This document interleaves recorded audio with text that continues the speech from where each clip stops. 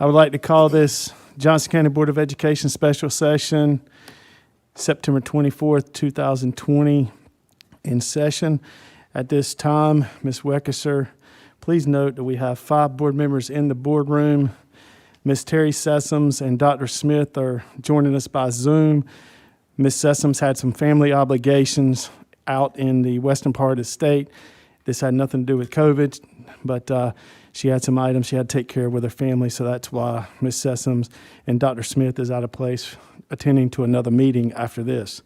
So please let the record know that all 7 board members are present. Before we go to our invocation, I would just like to take a special moment to remember firefighter Jason Dean from Clayton.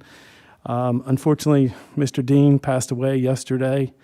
And this time I would like to just remember his family and our thoughts and prayers as they go forward. His wife is a Johnson County Public Schools employee, as well as they have 2 kids. Jason was also a Johnson County Public Schools product and a 20-year veteran of the Clayton Fire Department, SLOSA member of the Clayton Fire Department as well as they go through these difficult times. So with that being said, Ms. Teresa Grant, will you lead us in our prayer? Father, we come before you tonight seeking your wisdom as we consider what is best for our students and staff of the Johnston County Public School System. Father, we are so thankful for all of our students and staff. And while we know there is no perfect plan to meet all the needs of all students and staff, we ask that you lead us to the best decision to meet those needs. Please protect our students and staff in the days ahead. We ask all this in your precious name. Amen. Everybody face the flag. Join me in the pledge. I pledge allegiance to the flag of the United States of America and to the republic for which it stands, one nation, under God, indivisible, with liberty and justice for all.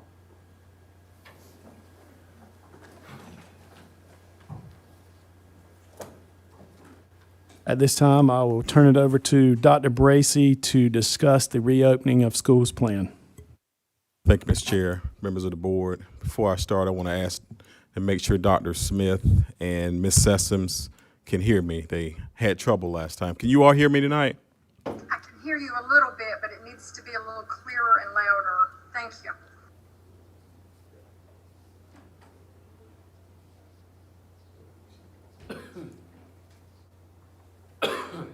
Is that a little bit better, Dr. Smith? It is, sir. Thank you so much. Great.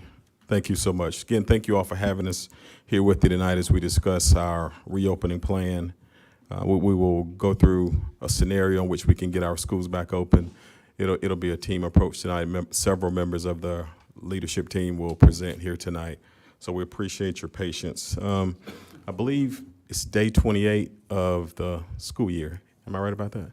So we are quickly approaching the end of the initial grading period. I say all that to say this meeting is very timely as we have some very important decisions to make tonight as a school system, and certainly we appreciate the leadership and the guidance of our Board of Education as always. Several things have happened since we last met, but one major thing I want to mention that we all know, but for the record I want to say it, and that's that last Thursday on September 17th, Governor Roy Cooper informed everyone that elementary schools could go on Plan A for their elementary schools. Districts could go on Plan A for their elementary schools.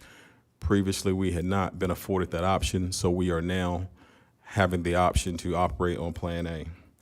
And Plan A, as I understand it, means that we can fully return our elementary students with limited social distancing. And I just want to remind everyone that this is not new information, but just a reminder that at any time, the governor can move us from Plan A to Plan B or Plan C or whichever plan he so chooses for us to be in based on the current metrics and conditions. So I just wanted to say that for the record. Upon learning that we had the option to return to Plan A, I had several conversations with members of the Board of Education and to get their thoughts on it. And during that time, as a result of those conversations, they had mentioned to me they would like to explore the option of returning our elementary students to Plan A. So we have a plan this evening that we think we can put our students back on Plan A. And certainly I appreciate the board's patience as we move forward with this, because all of my conversations with the Board of Education, they wanted us to be very strategic and intentional as we returned our elementary students to the schools. And they mentioned the word stagger, slow walk it. Several comments came to mind, and you'll see that as we go through our presentation tonight. We'll also, because I remember last meeting we talked about bringing forth a plan for 612. We also have that to share tonight. We probably could have had this meeting last week if we didn't hear conversations that the governor was going to make an announcement. We were prepared to come forth to the Board of Education and have conversations about what 612 would look like. But once we got word that the governor was going to make an announcement and give us the option of returning to Plan A or going to Plan A, we decided to just slow down and hear all that information at first. Okay. You got the next slide, Nathaniel?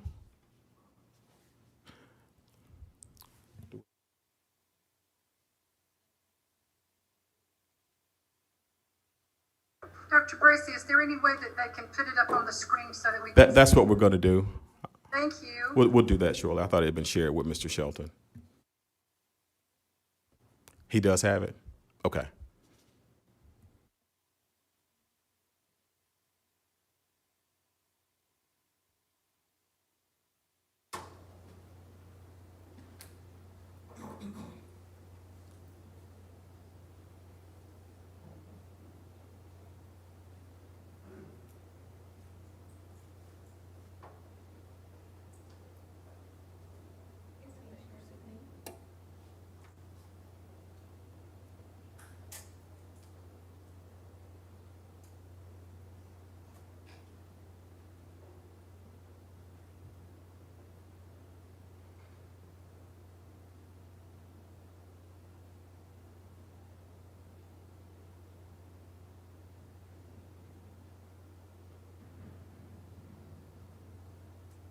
Great. Just as we start to have conversations about the current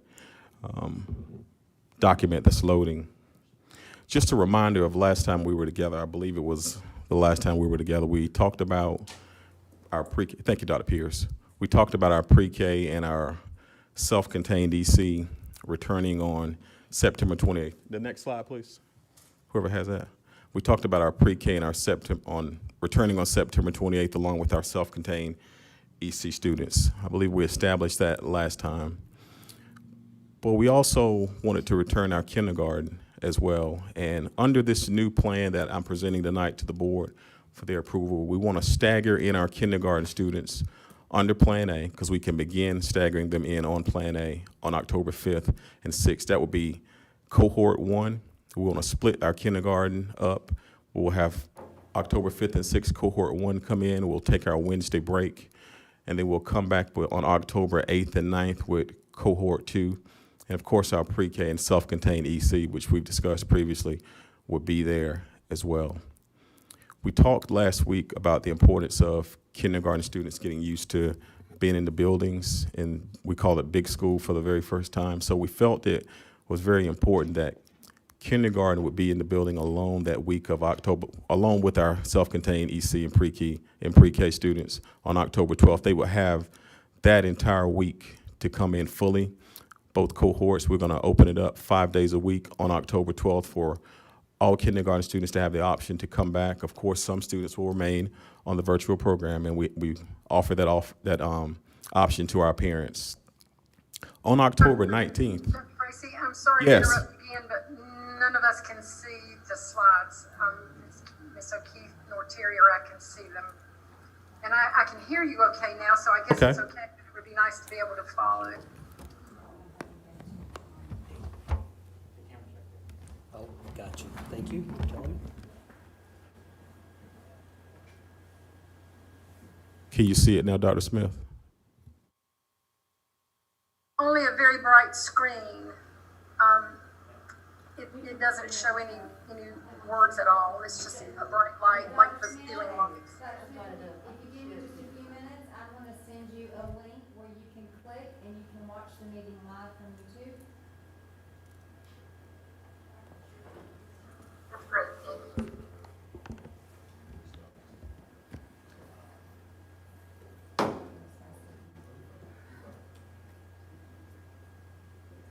Mr. Kowski is going to share that with you, Dr. Smith and Ms. Sessoms.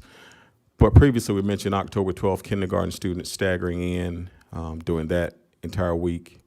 And the following Monday, we'll stagger in grades first and second that week. And the next week, we'll stagger in grades third, fourth, and fifth on October 26th for our elementary schools under Plan A. So on October 26th, we will have the option of being pre-K 5 in our elementary schools.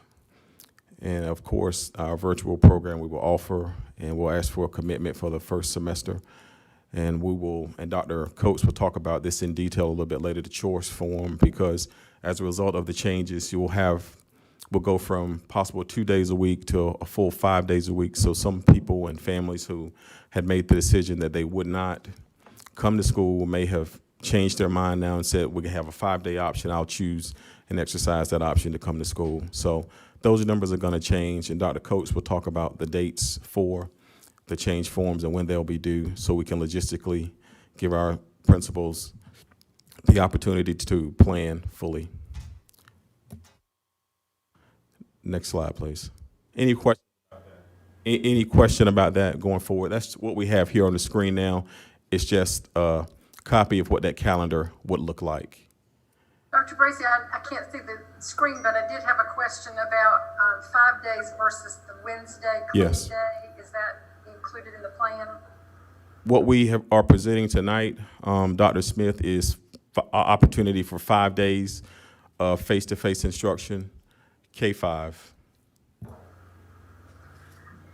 Okay, and Dr. Bracy, Yes, Ms. Sessoms. so looking at that staggered plan, which I appreciate because I think that would give us the opportunity to, first of all, get our processes down for PPE, as well as safely getting students back into the building. That would also assist our bus drivers in getting their processes down, because I know there's a lot of concern among our bus drivers about all the changes that they're going to have to take on. So this would give us a full month of staggering in. Am I correct? You are correct. Less than a month. We'll start September 28th, and we'll get them in the opportunity that Monday, October 26th. So right there at a month. And Ms. Sessoms, that's a great point you brought up. And what the staff and I like about this stagger, it just gives us an opportunity to run our safety protocols. You know, we'll start this week, this Monday on the 28th, we'll start with low numbers, and we'll build, and then we'll get used to doing this every day, taking temperatures and those safety protocols. So we like that plan, that it'll allow us to slowly and intentionally and purposefully ease our way back into school under Plan A, if that's what the board chooses to do tonight. So Dr. I'm sorry Bracy, to interrupt. I have one more question. Certainly. When we originally wanted temperatures to be taken at the bus, it was because the buses were going to be at reduced capacity. I've had emails from bus drivers who have 20 people getting on in rain, in very cold weather, waiting for their temperatures, trying to watch the road, trying to watch everything. And, you know, the second piece that I would really like us to reconsider is that they would not be the temperature takers, that the students would have their temperatures taken as they entered the building. Bus drivers, and I've heard this on good authority from my bus driver husband, it can't be done safely with 72 children on a bus. It just can't. And so those are the 2 points, the Wednesday cleaning and the bus, that I really would like us to talk about a little more. Dr. Bracy, it's my understanding that if we do Plan A for K-5, we do not have to worry, or I'm not going to say worry, we don't have to do the temperature checks prior to them entering the building. Is that correct? Pretty much Plan A, as I understand it, Ms. Gill, you live this world every day. It's sort of like pre-COVID days. Am I right in that?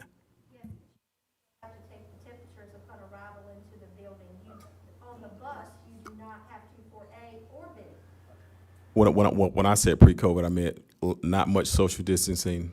Buses can pretty much get to full capacity. Is that correct? So just to clarify, we still take temperatures prior to them entering the building, even on Plan A? Okay, okay. But we would not do it before they get on the school bus. I think that would put us and our bus drivers in a very dangerous position because, as Dr. Smith said, there could be a stop with 20 students getting on at one time. Thank you so much. That's a great relief. Thank you. Dr. Bracy, so, I don't know why I got feedback here. Just lost my train of thought.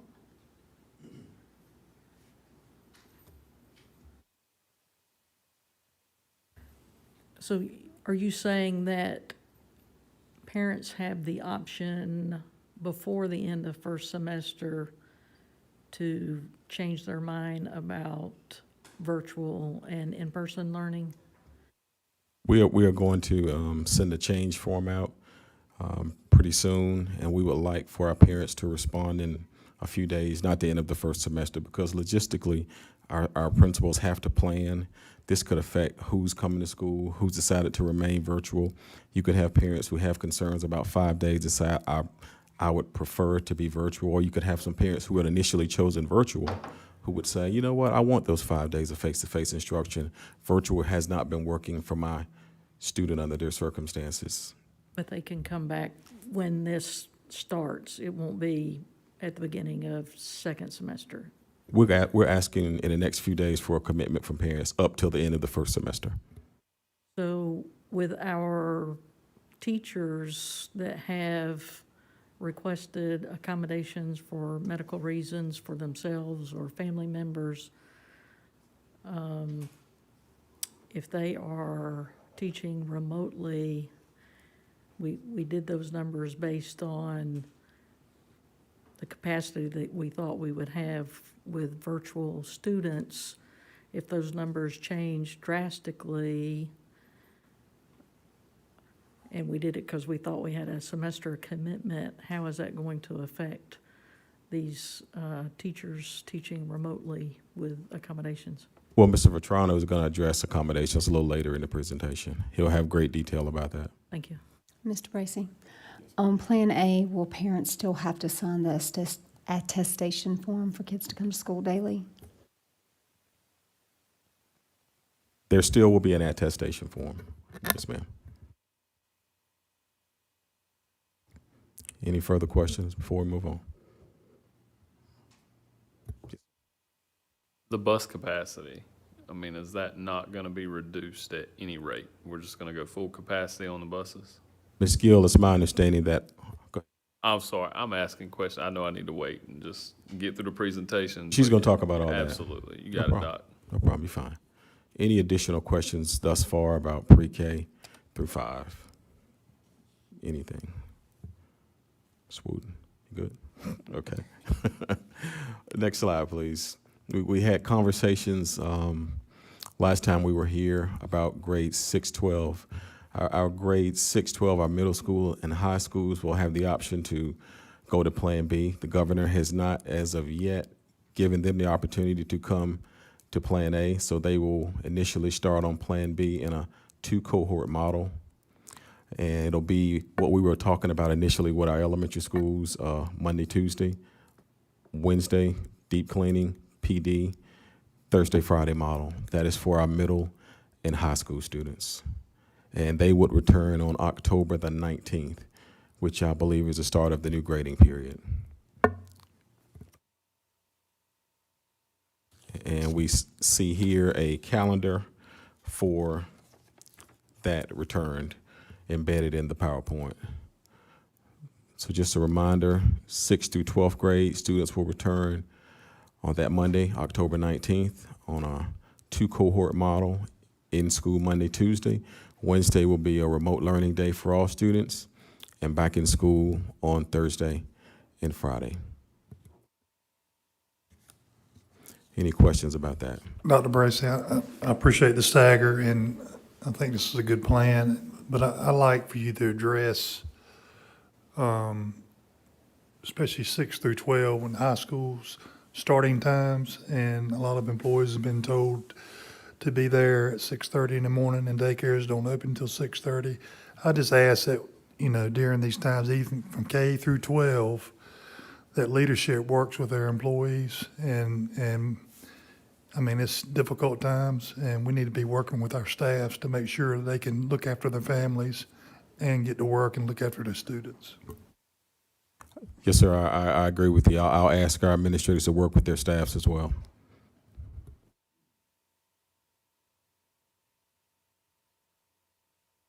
Any additional questions about grades 6 through 12 being on Plan B? Thank you. I'm going to ask Dr. Pierce to. Dr. Bracy, I was trying to get my mute button turned off. I'm sorry. You're fine, Dr. Smith. Yes, ma'am. Just for clarification. Yes. Under K-12, no one will do both face-to-face and virtual. Is that the plan? Dr. Coates is going to address that a little bit later in the presentation, Dr. Smith. Did you hear that, Dr. Smith? Yes, sir. Okay. Dr. Coates will address that during her part of the presentation. Anything else about 612 return to school logistically? If there's nothing else, I'll ask Dr. David Pierce to come forth with some bell time adjustments. Dr. Pierce. So with anything, you'll see on the next slide, one of the limitations we have with a Plan A for a certain group of students and a Plan B for another group of students is that we have some of our schools who ride buses, elementary, middle, and high ride together, or elementary and middle. And so if we are to have our buses at more than 24 capacity, which is what we need to do Plan A in elementary, and if we are to put middle school back in school, we potentially could have to change the bell times at the following schools. And understanding that this would be temporarily based on whenever we could go Plan A all schools, we could revert back to the original start time. So the highlighted times are the potential times. I will go ahead and tell you that these times could change. I don't want anyone to take a picture tonight and say this is our new bell time. This is potentially a time change that could occur. And it all comes down to how we do routes. Some of the things that parents would definitely need to hear right now is if they have a middle school child, a bus may come pick up their middle school child, and then a few minutes later, a bus may come pick up their elementary child and take them to the exact same school. But it's due to the limitations that we have based on the capacity that we can put on an elementary bus versus the capacity we can put on a middle school bus. So for the benefit of those watching and not here, because we have a group of students that are operating under Plan B, which is 6 through 8, our buses have to operate on Plan B. Correct. So all 6 through 12 has to operate on Plan B, and those buses have to operate on Plan B. And may I make a point here? For those of our who are watching, and our staff and parents alike, the community, we are in this situation because we have a multi-route system. And that multi-route system, I've said this before, back during the Great Recession, it was necessary to go to a multi-route system because we did not have the money to purchase enough buses for the growth that we've been experiencing in Johnston County. DPI or the state will replace buses, but they will not give us additional buses. The school system has to purchase additional buses, and that necessitated a multi-route system, and that is one reason why it's easier for some other school districts to have more flexible plans, and why transportation, no pun intended, is driving a lot of the decisions that we have to make.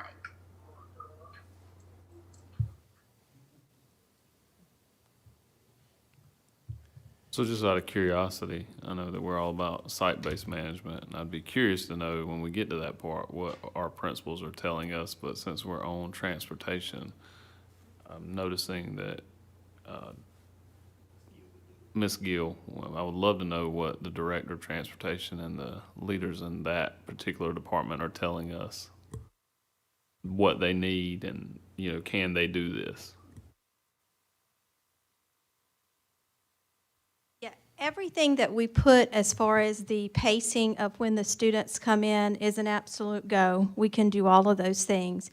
This is the only kink that we have is because you're mixing, we have schools that are K-8s, and so K-5s are opportunity to go to Plan A, but your 6-8s have to be B. So it puts us having to, and they usually ride together, so that puts us having to separate those students out.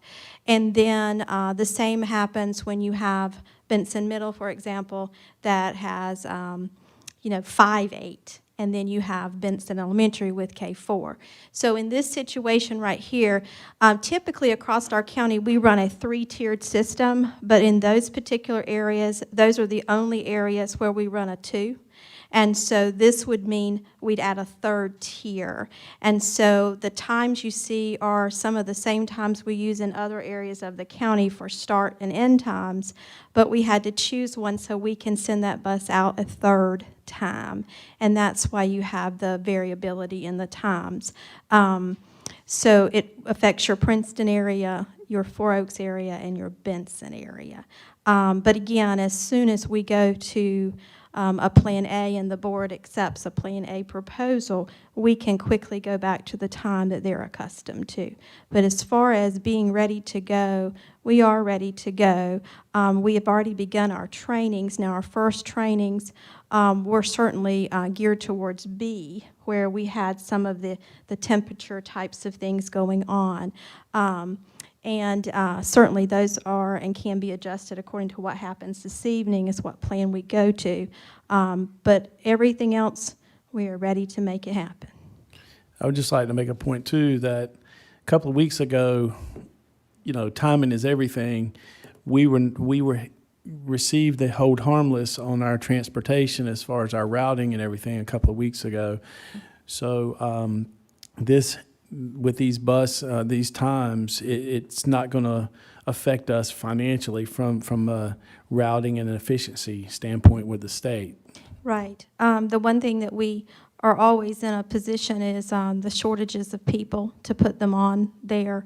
And I will say that our drivers, our transportation department has been an absolute rock stars in this whole thing and will continue to be, because the very first day we go to school, they're going to be the very first face that our little ones see.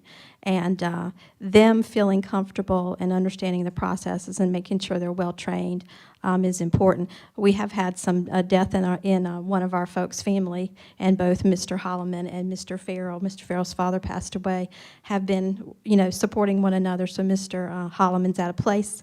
Typically, they come in and always want to support everything that we're saying with transportation. And Ms. Gill. why you're so comfortable, Starting when looking at October 19th, when we truly do begin to start having to use that multi-tiered route system, what is the cleaning process going to be like in between loads? Right. We do have, we don't do anything between loads except the wiping down, but the fogging process is after each complete route. So that would be, once we finish that route, we would certainly do the fogging that we have, and then we have the wipes in a spray with our approved products that we have that we would be cleaning with during that time. And then we're highly regimented with the mask that we have, with the use of hand sanitizer upon their exit from the bus, and all of our opportunities that we have with seating to ensure that we truly know where everyone was seating, and making sure that we load from back to front, and then we exit one at a time so that we can make sure that we have everything in an organized way. And so we have a video that we created with those processes, as well as a guide for all of our administrators as well. I love those videos, by the way. Mm-hmm. Can you give me some information? I know you're also over facilities. Mm-hmm. And do we have enough of the, cleaning disinfectant wipes? Do we have enough of the hand sanitizer?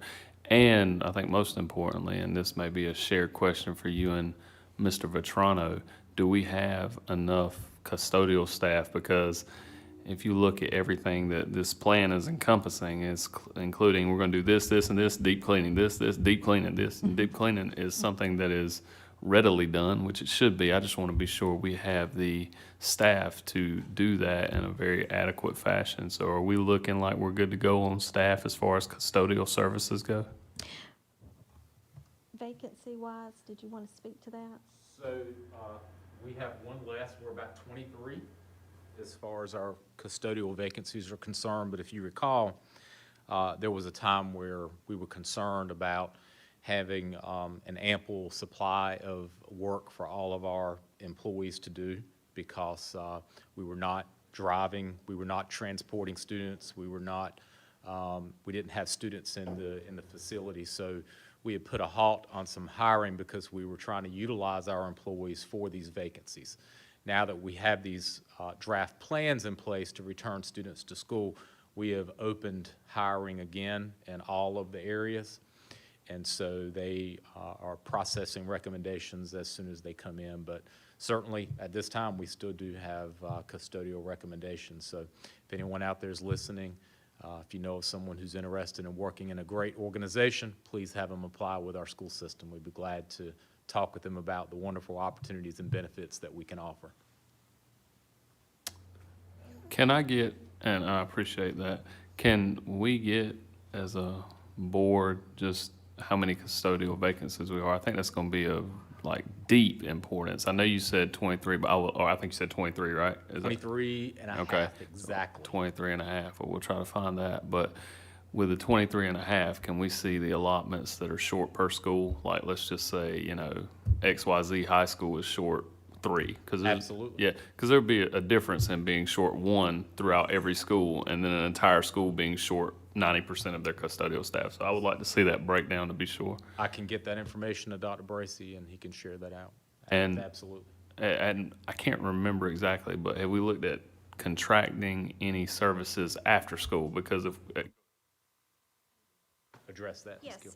First of all, we do have floaters that we have. There's 8 floaters that when we do have a situation where they are down more than 2, sometimes just 1, if we have them, we assign them to make sure that we cover that. So we never want there to be a situation where there's nobody or the head custodian there by themselves. So that's one safety net that we have.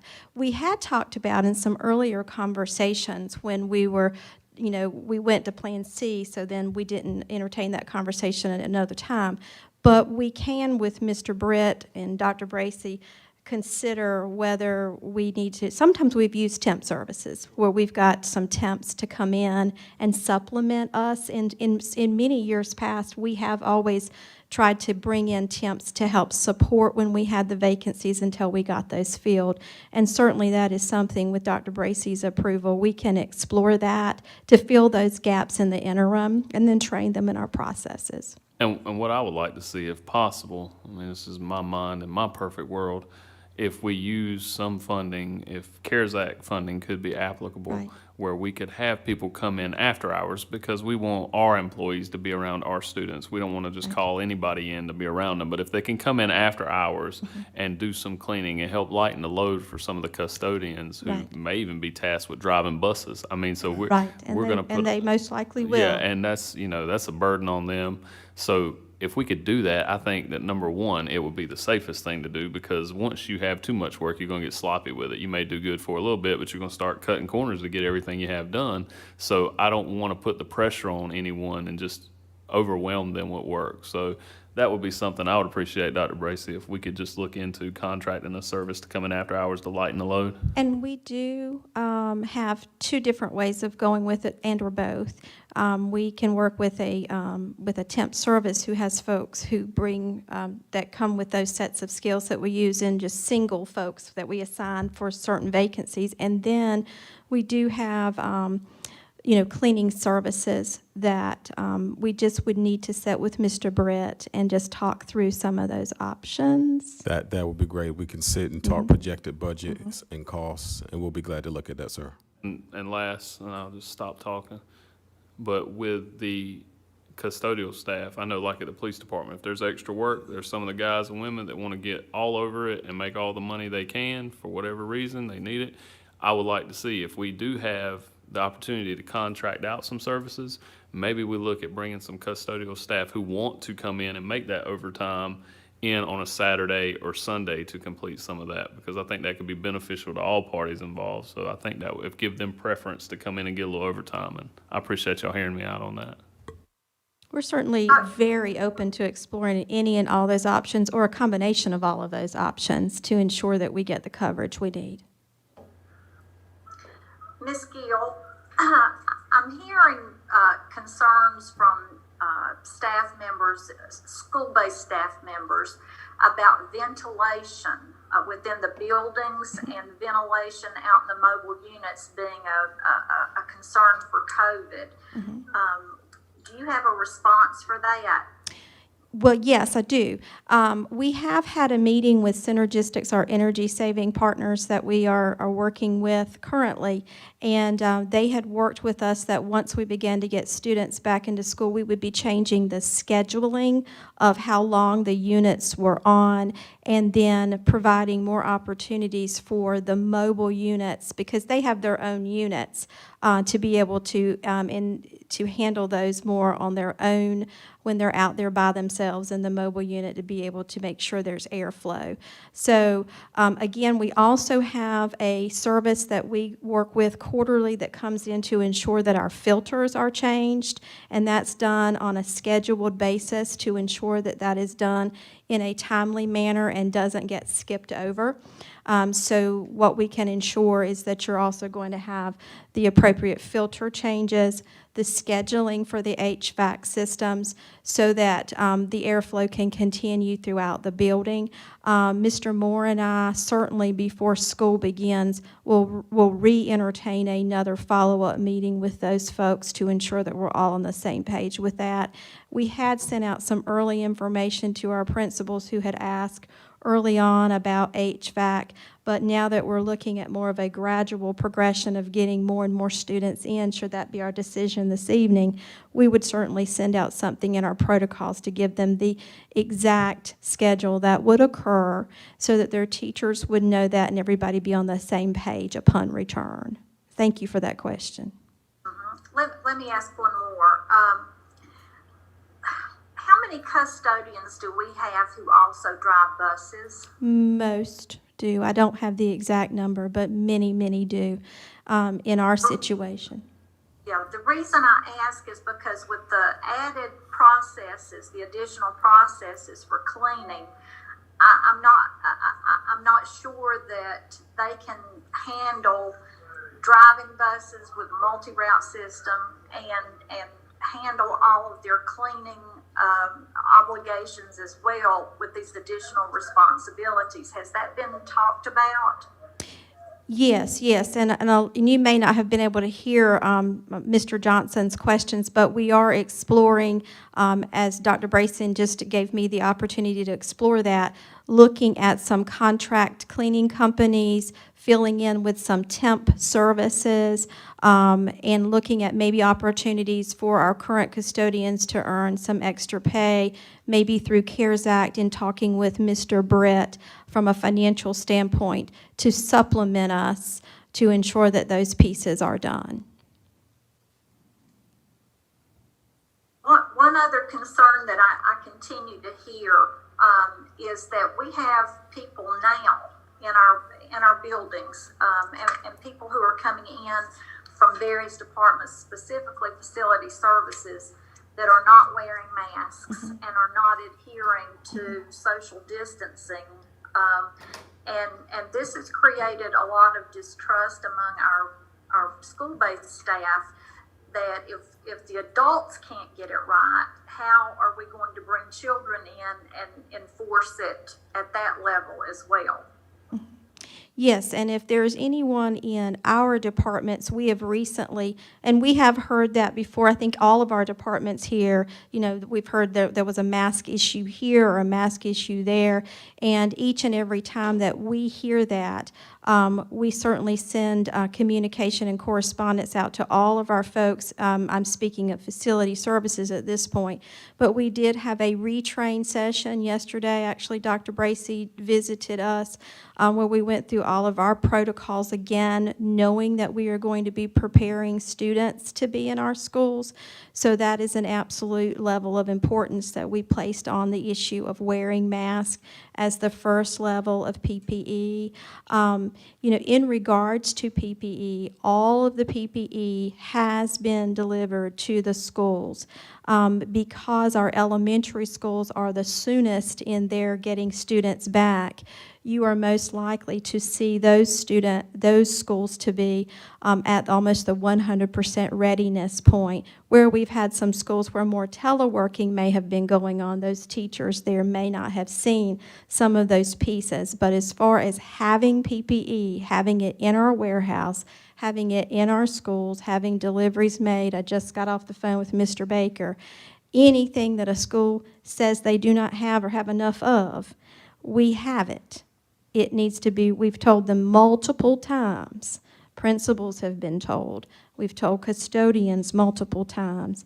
And we have encouraged our principals, who are doing a tremendous job getting ready, that this is the time for final preparedness. And it's in my PowerPoint, but I'll go ahead and let you know we do have a tool that was collectively developed by Dr. Pierce, Patty, and myself that we will be using to do a readiness walkthrough for our schools as we phase them in, that has all of the things that we expect from the CDC, DHHS guidelines, as well as our local PPE that we have purchased to ensure that each school has those things out, in place, visible, and ready to be used.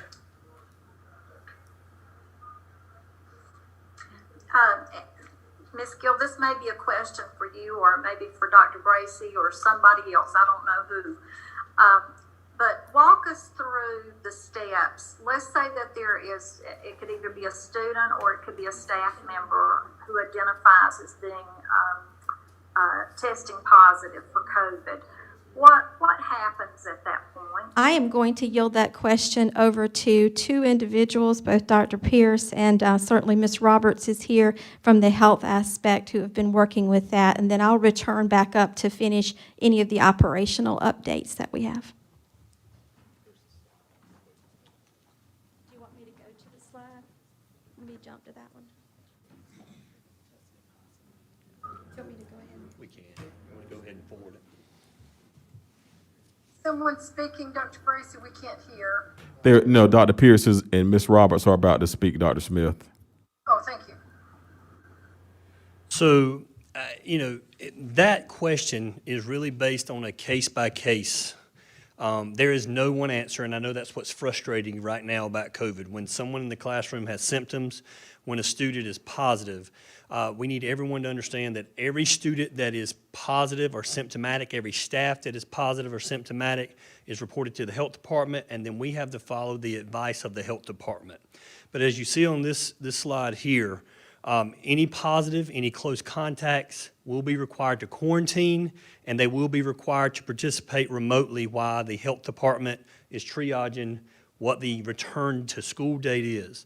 Working with student services, the school nurse would be more than likely the first line of offense or the first line of defense there, but there is another set of staff that they have trained at the school, because we don't have a nurse in every school, that would then help with that process if needed, if they're not there. From there, we will take the direction of the health department. It may mean that we have to quarantine several close contacts, and so that's why you see on this slide, we want parents to be prepared. Every parent, everyone should develop a plan in the event their child's class or school has to return to remote learning based on COVID-19 protocols. And this may occur without notice and last for 14 days or more. And across our state, this has happened. Kids have gone to school for a day. The very next night, or that night, they get a Connect Ed call or a call from their principal that says you cannot return to school for 14 days because of COVID protocols. And that is not what we want to happen, but that is the process. So the health department will guide us. Every person that is symptomatic or being close to a positive person or is positive will put in form to the health department, and then we'll follow those processes. As a school, we will communicate to parents every single positive or any directive we get from the health department. We already have sample letters ready to go. They'll get a Connect Ed call when there's a confirmed case on campus. And then we need every parent to know, as Ms. Gill shared earlier, every building we have in the system now, including this building, is fogged every night. It's sanitized every single night with the solution, the disinfectant. And so, in addition, we will continue to do deep cleaning and wiping down the high-touch areas. But if we get called on a night and says, hey, this class or this teacher or what have you is a positive, there may be the need to shut down a classroom, may be a need to shut down the school, or we may be able to just shut down or quarantine a few kids and go back to school the next day. Does that answer? Yes, thank you. A question One- also, I'm sorry, Dr. Smith, I was going to follow up on something Dr. Pierce had mentioned to further answer the question about protocol. Is that okay? certainly. Okay, thank you. So one question that we received a few times and we responded, would be good for the board to hear and for those listening, as far as benefits for employees. So if an employee is symptomatic and has to quarantine for 14 days or more, as Dr. Pierce shared, or if they've been exposed and they have to quarantine, there are benefits for employees. They would not have to utilize their own leave or go on leave without pay. There are benefits under the Families First Act that provide paid leave, and there are also benefits under the state benefits manual under the contagious disease policy that specifically states when an employee is directed by a health department to quarantine in order to control the spread of a contagious disease, that employee is to be placed on paid leave. So there are benefits for the employee. Now, one question also is, will the employee be able to telework? And that is a case-by-case decision as well when someone is being quarantined. As Dr. Pierce said, if an entire class has to quarantine, then it's very likely that the teacher could still telework and teach remotely, and the students are learning remotely. If the teacher is symptomatic and is unable and is not feeling well to teach, the teacher could still be on paid leave, but then we might have to bring in a sub to facilitate the face-to-face. So I just wanted to also add to that question to help understand not only the protocol, but some of the benefits that we would afford our employees if they're faced with having to quarantine. Mr. Vetrano, you anticipated my next question. Thank you. Oh, very good. So just to reiterate, if a staff member is quarantined because of the COVID exposure, but that staff member is quarantined, they will not be required to use their own medical leave. There are provisions so that they can remain on payroll without using their own leave. That's Did I correct, hear that? both at the federal and state level. Great. The quarantine piece, again, just to reiterate, it'll be a case-by-case basis in terms of whether they telework or not. And I also wanted to ask again, and I think Ms. Grant brought this up and it may have been addressed, but I couldn't hear, so I apologize. For those who have received medical accommodations, how will that, will there be any changes if we move to Plan A in terms of those people who have received those accommodations? There will, and there's actually a slide, I think it's the last slide that I'll go over with you that will likely address some of those questions. Ms. Roberts, I feel like I may have cut you off. Did you want to share anything about students? Or okay. Do you want us to pick back up to where we were? Okay, but Ms. Sessoms, I will address that. It's on the last slide of the presentation that you have today. Mr. Vetrano, before you leave, have these questions and answers gone into the staff FAQs? And then, Dr. Pierce, the information that you had would affect staff and parents. Have all the FAQs been updated to incorporate this information? I think they do reflect the information that has been shared with you, but we'll double check. I always like to make sure I'm giving you accurate information, so thank you for bringing that up. We will review those to make sure that what we have shared just now was embedded in those FAQs. And I'm not sure, I sent a list of questions. I know Ms. Whittington got answers to all of them. These questions were many of those questions, but there may be others, and we've gotten those answers. Just want to make sure that those were all staff questions, that those are also incorporated in the FAQ for staff. Correct. Thank you. And we continue to respond to questions. I think even today, Ms. Whittington was working with principals and had created a document just based on some of these proposed plans that we're sharing with you this evening. There were some questions submitted, and we've all sat around and responded to those. So I think each day we get more and more questions, and our goal is to be able to respond to those as quickly as possible. Ms. Gill? Dr. Tracy, I have a question about the schedule that maybe Ms. Gill could answer. Since the schedule has been modified for those schools with combined grade levels, that's going to mean that our enhancement teachers are teaching a longer day. What suggestions do you have for those particular situations?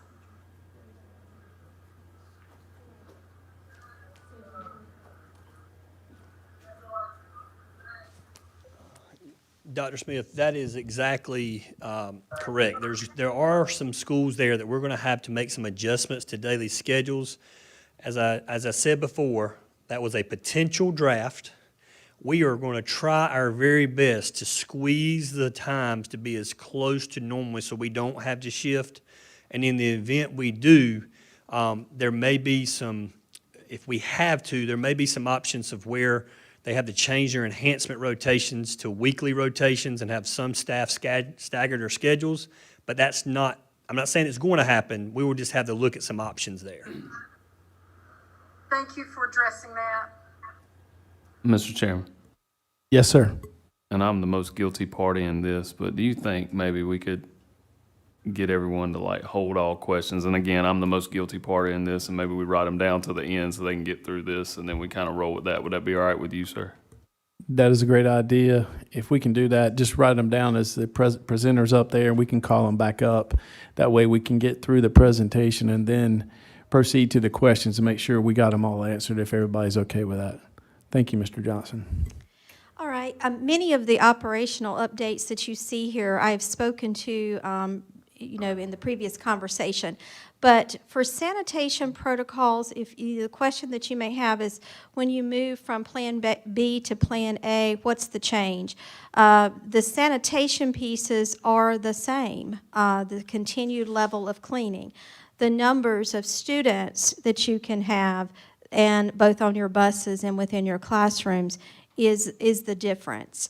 The head custodians will be called back in for one more back-to-school training with these new phasing in.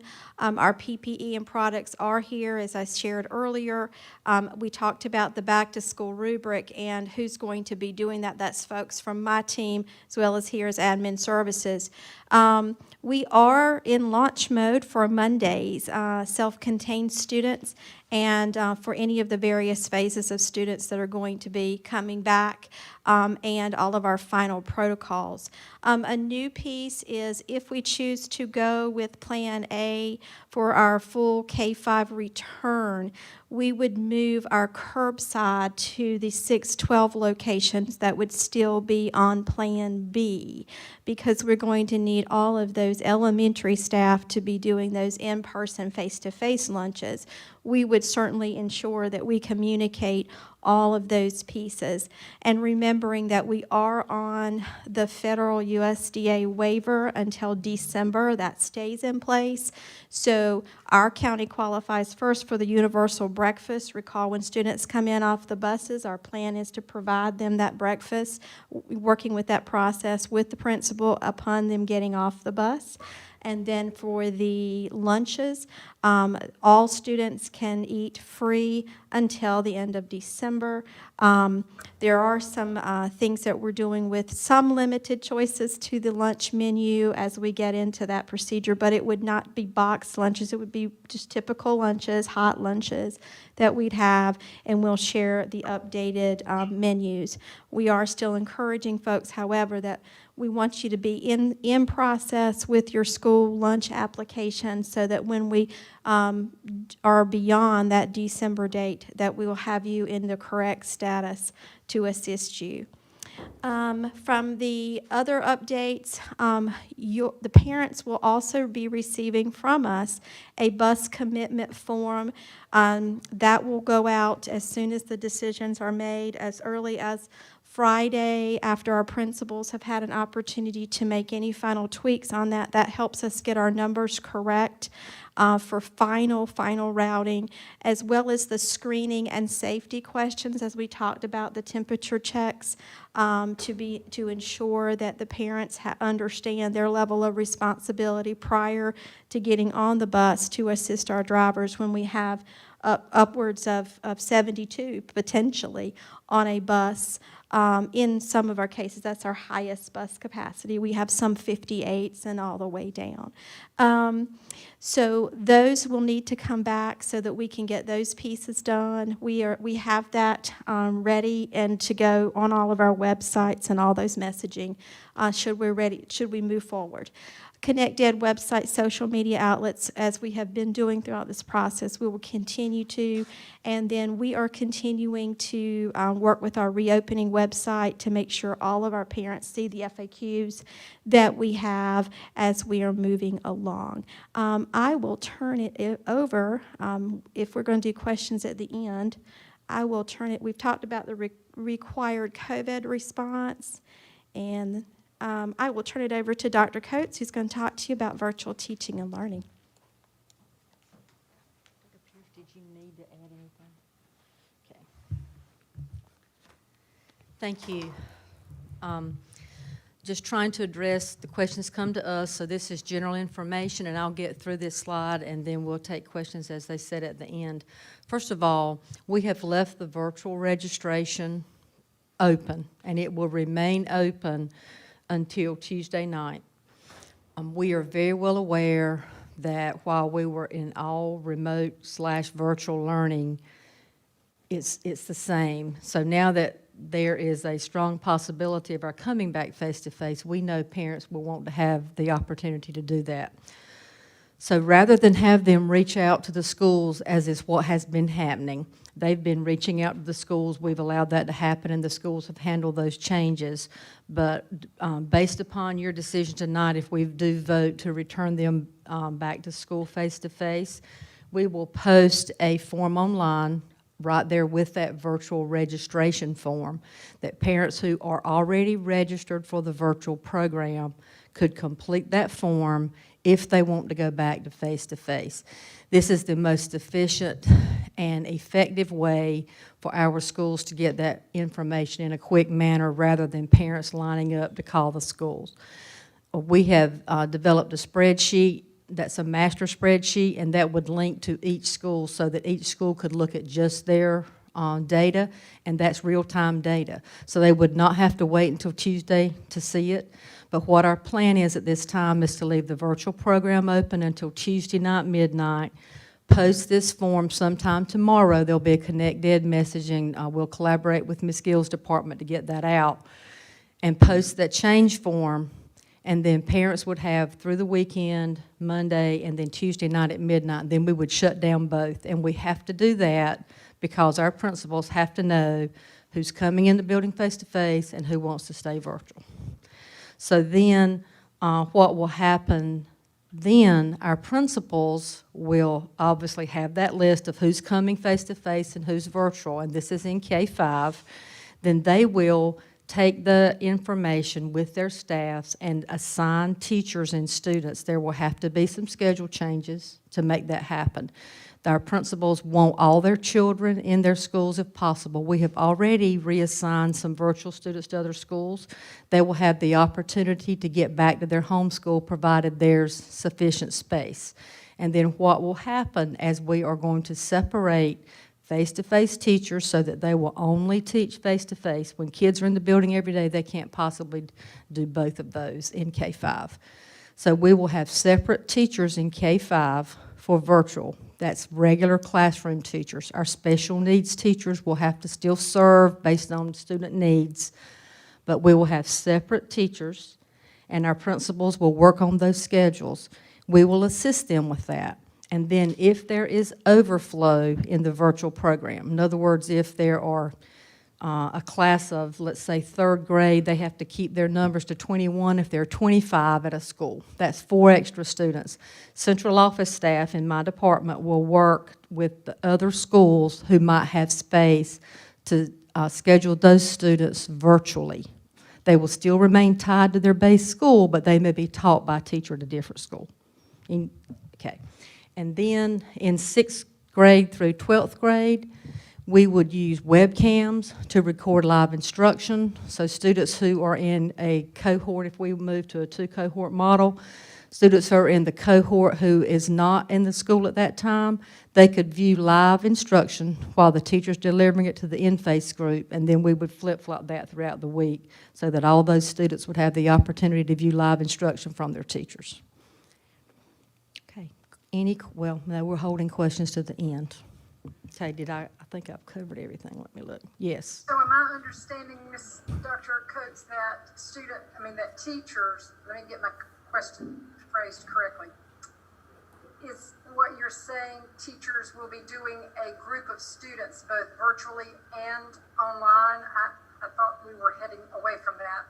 We are heading away from that in K-5. We can't we can't move away from that in 6-12.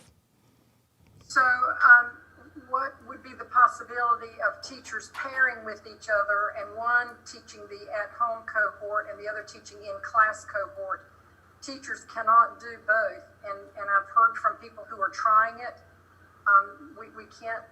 Well, what they would do, Dr. Smith, is if, let's say I'm the teacher in the face-to-face group, I would teach the lesson and have the webcam on, and the students who are at home are getting the exact same lesson. It's not preparing 2 lessons, it's videoing the same lesson, and then they can post that online for any students who could not join at the time of the live cast. I understand that, and that is my original expectation, and it sounded really good, but the reality is that they're spending until 1 o'clock in the morning trying to answer questions from students who weren't in the classroom. It's just unwieldy. And so if they could pair and share, it would be wonderful. And that way it would be clean. I'm in school, I teach 4 days a week face-to-face, and you teach 4 days a week remote. We do joint planning. It just makes sense to me in departments where there are more than one teacher, and there are some that are only one. But And that will be up to how they plan in their schools at their PLCs. Larger schools could certainly do that if they choose. Some of our smaller schools only have 1 teacher per grade level where that would not be possible. We're not mandating how they do that. We're just stating that we can't have separate 2 separate groups of teachers. How they make that work at their schools, we will help them with that through PLC planning. But everyone will have a webcam and the opportunity to teach and do live screencasts so that students who are at home can view that. Okay, thank you. Dr. Coates. Dr. Coates. Ms. Esmons, can we get Brian through this last slide and then come back with Dr. Coates? Yes. Thank you. So actually, where Dr. Coates ended is a good segue to our last slide. This is the last slide, so you'll be able to bring any of us up if you have any additional questions. But as far as our current status is concerned, it really hasn't changed much since I spoke with you last. We still have approximately 375 employees who have requested accommodations, and you can see the breakdown. 75% of those are certified, 25% classified, and 273 requested to telework. So with what's being proposed to you today, and based on the governor's most recent decision to allow elementary students to return to school under Plan A, that does put us in a position to need to review teleworking.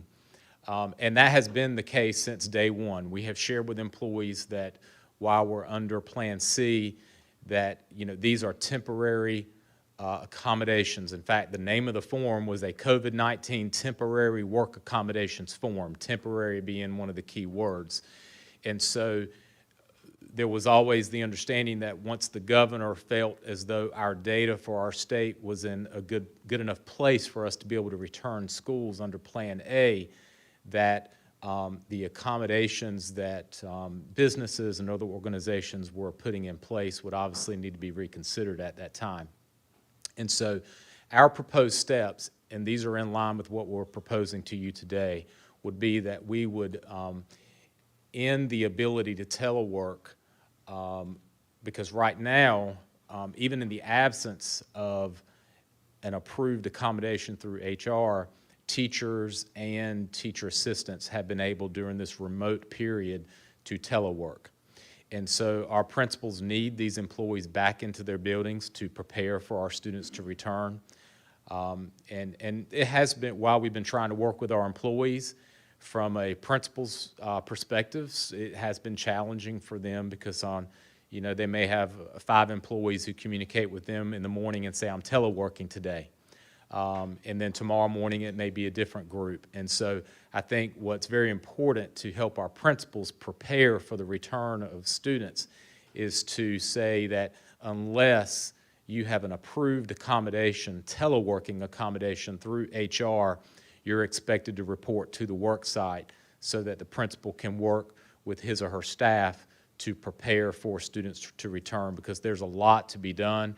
As Ms. Gill shared, there's a walkthrough process that's in place for Ms. Whittington, Dr. Pierce, and Ms. Gill so that they can walk the halls of our schools to make sure that we have everything in place, and that takes a team. It would be impossible for a principal and a few custodians, especially with the vacancies that we have, to fully prepare our students for all of the processes and procedures that need to be in place. So that's step one. The second step, and Ms. Sessoms, I think this addresses your question, for elementary especially, going back under Plan A, meaning all elementary students can return face-to-face, we would need the staff there in order to make that happen. So the next step would be that our office would work with each employee on a case-by-case basis to determine whether teleworking could continue. And that is a decision that would have to be made in working with the employee and communicating with the school to determine whether or not that employee is needed at the school site in order to deliver face-to-face instruction. Now, I can assure you where we can, we will certainly continue to accommodate teleworking. As I shared with the board the last meeting, at some schools, the numbers are, they align very well. You have a certain number of students who have opted for virtual, and you have a few teachers who have asked to telework, and the numbers are working well. At some other schools, they're not. And so in an effort to return all of our students to school, we will have to carefully look at each of these accommodations. And again, they are temporary. They have been temporary from the beginning. But please understand, even if we're faced with a situation where we're telling an employee that we can no longer allow them to telework because of the specific needs at the site, there are other options for that employee. So there may be additional PPE that we can put in place, because some employees have asked for additional PPE instead of teleworking. There's some special masks that we've ordered through Ms. Gill and her team. There's some other measures that we can put in place at school. And then also we have leave options. I mentioned that earlier, that employees could look at if they really feel that they are unable themselves to return to work and we need them to return to work, they could look at some leave options under the Families First and under some of the other leave benefits that employees have. So in order to return our students to school, those are the two steps that we know that we need to do in order to be prepared to have our students return. Thank you, Mr. Vetrano, and I think that we would all agree, the board would all agree that these steps are needed, and we want to take it on a case-by-case and make sure that if the staff member needs it, that, you know, it goes through the HR process and make sure that that is granted if at all possible for whatever that case may be. But Dr. Bracy, do you mind getting a memo out for these steps that we're talking about for regarding teleworking and the accommodations? Yes, sir, we'll take care of that. And I think that's the end of our presentation unless Dr. Bracy had any other comments, and I'll step back in case there are any questions for the rest. Any questions? I'm done. Yes. This is for Dr. Coates. She had mentioned that if we did move into Plan A for K-5, that parents could still opt in to the virtual academy. Is that just K-5 or is that K-12? That's anyone. Pardon? It's anyone who would want to. It's for all grades, Okay, great. not limited to And- K-5. Okay, and if we were to move in this direction, because today's Thursday night, and I understand principals need this information ASAP, so I understand Tuesday night, could a Connect Ed message also go out to all parents so that they know to go check the website? Yes, ma'am. That is the plan Ms. Gill's department has been working on collaboratively with our department, and that would happen sometime tomorrow.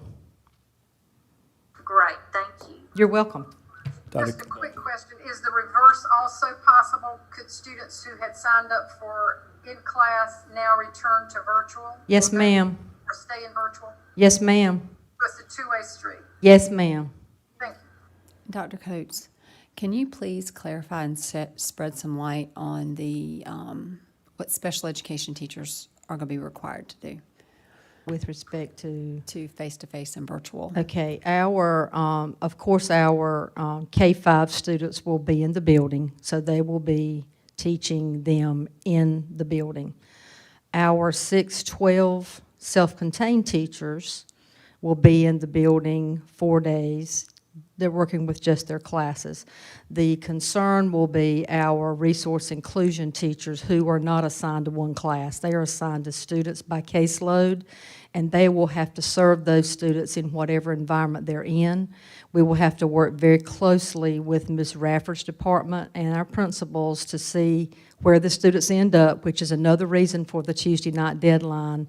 And then they will serve those students where they are. It may be some change to caseloads. We don't know what that will look like.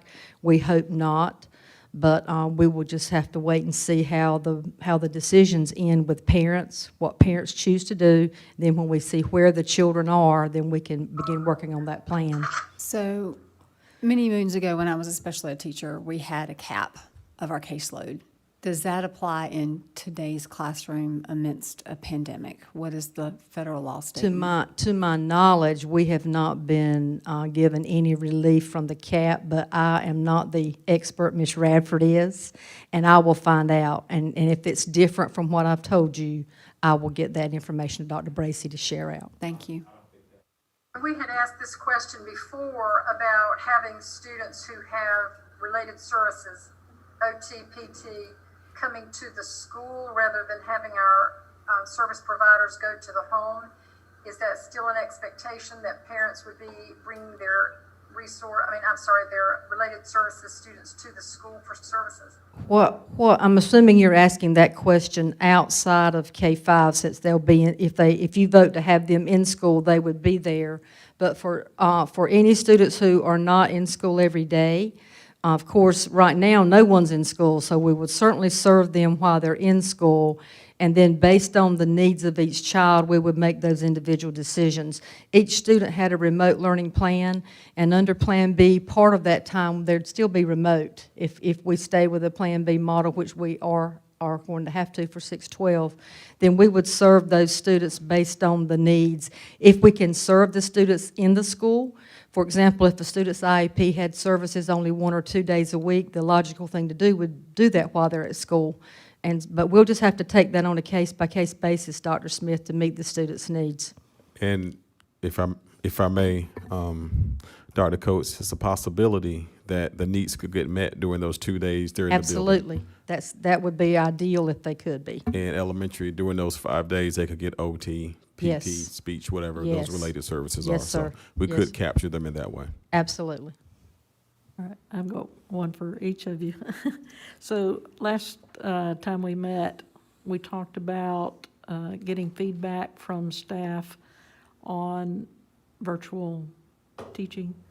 Right. I mean, virtual is going to be here for a while, because even if everybody can come back to school, the parents that choose virtual, their students will still be virtual. So what's going well, what's going not, what resources do they need? Have we done that yet? Yeah, we've had a TAC meeting where we've addressed those things, and any resources that we've been asked to look at with CARES grant funding we have, and we've shared out with principals decisions made thus far. With respect to the survey, the panorama survey window starts October 5th, and it's open for 2 weeks basically, and then Christy Stevenson has sent that information out to the schools. Usually that's distributed at the school level to parents, students, and staff. I'll add, from a collaborative standpoint between Dr. Coates' department and mine, we have been making routine visits, and we are making our rounds to the schools to actually be able to applaud our teachers, see our teachers for the things that they're doing, and we have seen some fantastic things. We also have we have some questions that we are starting to work with our principals on, which are very routine, but help to develop trends and patterns into what we've been doing. What LMS system is your students using? Are you using more webcams? Are you using more Chromebooks? How are you planning using your PLCs? And through those visits and those conversations, we're able to gather that just-in-time data as to how things are going, which are some of the recommendations we use to begin to develop the virtual side of what happens with K-5 when they come back. So we are getting that information, and I just want to say that teachers are doing a tremendous amount of work, but the learning curve that they are overcoming when we go out to these schools is simply amazing, and we're seeing it happen right in front of us. And we are going and making sure that when we do our visits in the week, that we're seeing different regions of the district. And I know you all would be so proud of the things that we have seen out there. And these folks are going to be, I just can't say enough good things about what we're seeing. But you're right, we are learning from this because it helps us to develop where we go digitally, both in and out of the classroom, because there's a role for digital learning within the classroom, and it helps our teachers to be better with that moving forward. And then it helps us anytime there is a snow day or moving forward with how do we deal with remote beyond the pandemic. And it is, as our Teacher of the Year said in a video we made, it's stretching our teachers professionally and helping them to be able to incorporate all different types of learning styles, choosing the digital tools, rock stars. So just really had to say that. Thank you. Ms. Gill, so when I said I had one for each, so now it's Ms. Gill's turn. Some parents have chosen virtual for their students, elementary students as well. Curbside is only going to be at the middle high, so those virtual students still have access to curbside. Absolutely. They just go to We a middle encourage it. school We or a high encourage it. school for pickup. Yes, it doesn't matter where in the county you go. If you happen to be out and about running errands and you want to stop by and pick them up at a place you've never been to before, middle or high, perfectly fine. Just want to Yes. make sure. And then, Yes. Mr. Vetrano, you're last. I just want to make sure that I'm understanding. So where a teacher has requested medical accommodations and to telework due to that, if at all possible, they may still be able to teach remotely if they are teaching virtual. Is that correct? So if we can accommodate any request from an employee who has a health need, that is our goal. But it is always, when you're going through that interactive process with an employee, the ending question that every employer has to ask is, can we reasonably accommodate what the employee is requesting? And so, obviously, we would love for every employee who identifies as high risk themselves to telework. And our goal will be, as much as we can, in working with principals and looking at schedules, and that's another reason why I go back to what Dr. Coates has said. If we can really hone in on the number of students that we know are going to be face-to-face versus the number of virtual, it helps us tremendously in the planning process. And so I don't want parents to think that we're just making these deadlines to make them. That there are sound reasons behind needing that information sooner than later, and it also has an impact on accommodations. So certainly, to answer your questions, where we can, we will accommodate the request to telework. But I have to be honest, and I can't stand up here and say that every employee will be able to telework who has requested it, because in the end, we have to have a sufficient number of employees at our school to be able to not only instruct our students, but to handle all these other processes and procedures, in addition to the normal processes and procedures that we will have in place to bring back our students. But as I mentioned, if we are faced with, and that's why these conversations are individually, because if the end result is that we are unable to accommodate a telework request, it doesn't just end there. We want to have a conversation with the employee and say, what other things can we discuss? Are there some additional PPE that we can put in place to help you come back to the school environment, to help you feel safer? And in the end, if an employee just feels that they are unable to return, then we will continue to work with them. We'll see if there's any leave that they may qualify for. Leave without pay could be an option. I talked with another HR leader today. They are very, very limited to any teleworking opportunities for their staff as they are looking at students returning, but they are allowing leave without pay for employees if they do not qualify for certain leaves, because leave without pay is approved at a local level, and that is something that we could do as well. We will work with employees as much as we can. Sure. I would suggest that you also put a hard deadline on requesting staff accommodation request for Tuesday as well, because in talking to a teacher today, she's not filled one out because it was suggested not to fill one out until they saw which way the board was going to go. I would think that people would have wanted to fill these things out sooner rather than later, so that we had a good number for that, but we may not have good numbers today on staff accommodation requests. So I would suggest that you have a similar Tuesday midnight cutoff for that as well, so that you know exactly what you're facing with staff accommodations. So I think the first step will help, because ending telework, unless it's been approved through HR, will, I think, expedite that process. As far as if someone is wanting to telework, that option is now not there, so their only option is to request that through the HR temporary accommodations process.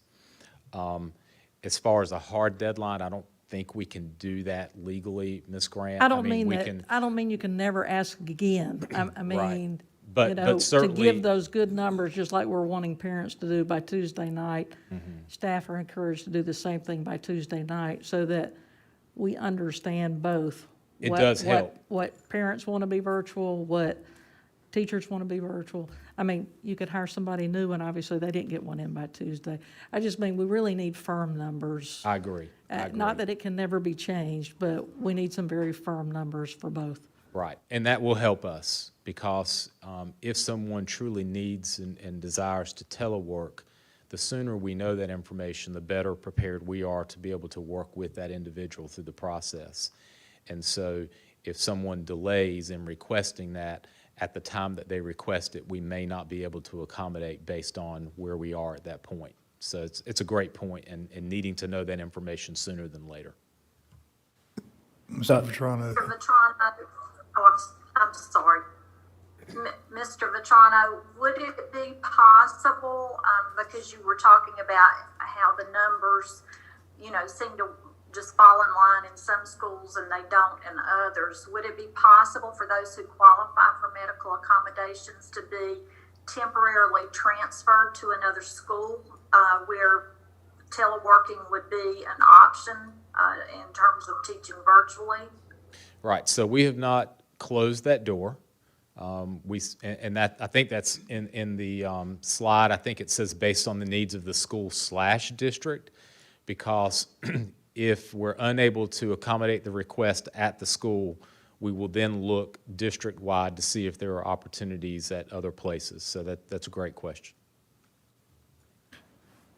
Mr. Vetrano, I'm praying that nothing happens to any of our employees, but as far as substitutes and our list of substitutes, has anybody reached out to them of their willingness to work and fill the gaps if we need them? Right, on our team, Ms. Kathleen McClam works to not only process substitutes who apply, but also to work with them.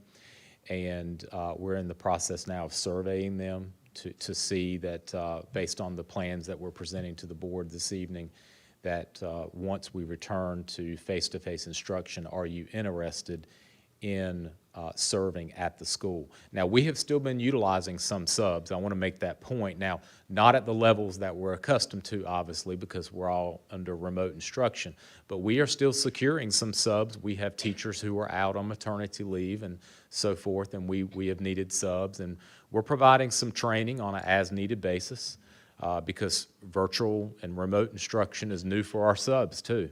And so we understand that it may not be easy for a sub, even though the lesson is prepared for them to interact with students in this virtual environment. And so we've had some principals who have reached out to us and asked, can the sub come and shadow a teacher for a half a day so that they can be prepared to instruct them tomorrow.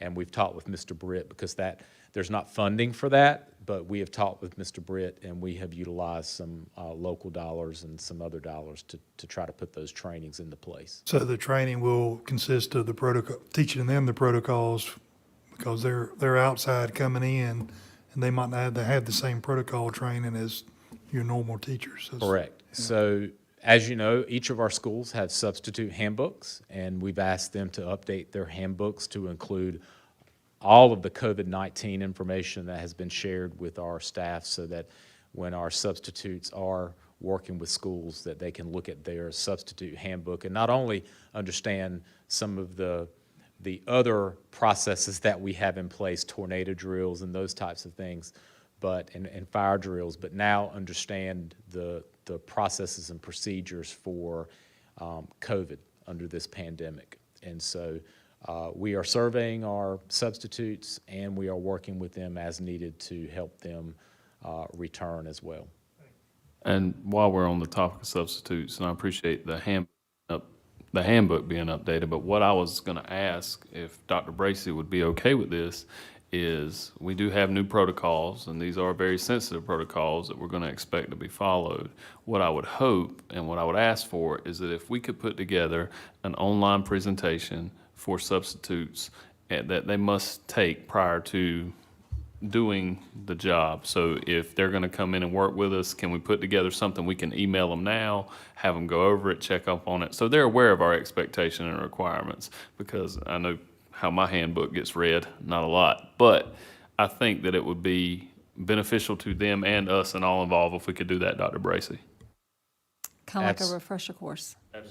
Sure, we'll look into that. I do want to add that, because you may not know this, we do require all of our substitutes to participate in many of the same, or review, I guess is the better term, many of the same policies and processes and procedures that all of our other employees do.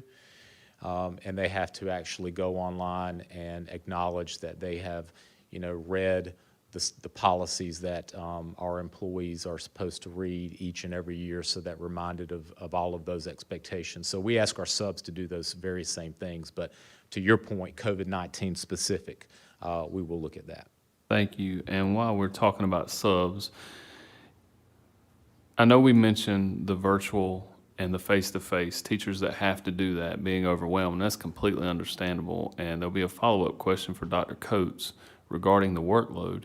But is there a potential, Dr. Bracy, Mr. Vetrano, to utilize funding to pay for subs to come in, and I don't know with the teacher of record and that nature, but subs to come in and help out these teachers who are overworked, who are gonna have to do virtual and face-to-face, to kind of give them a little bit of assistance in that matter? Is there potential for that? Is that a possibility, Dr. Bracy?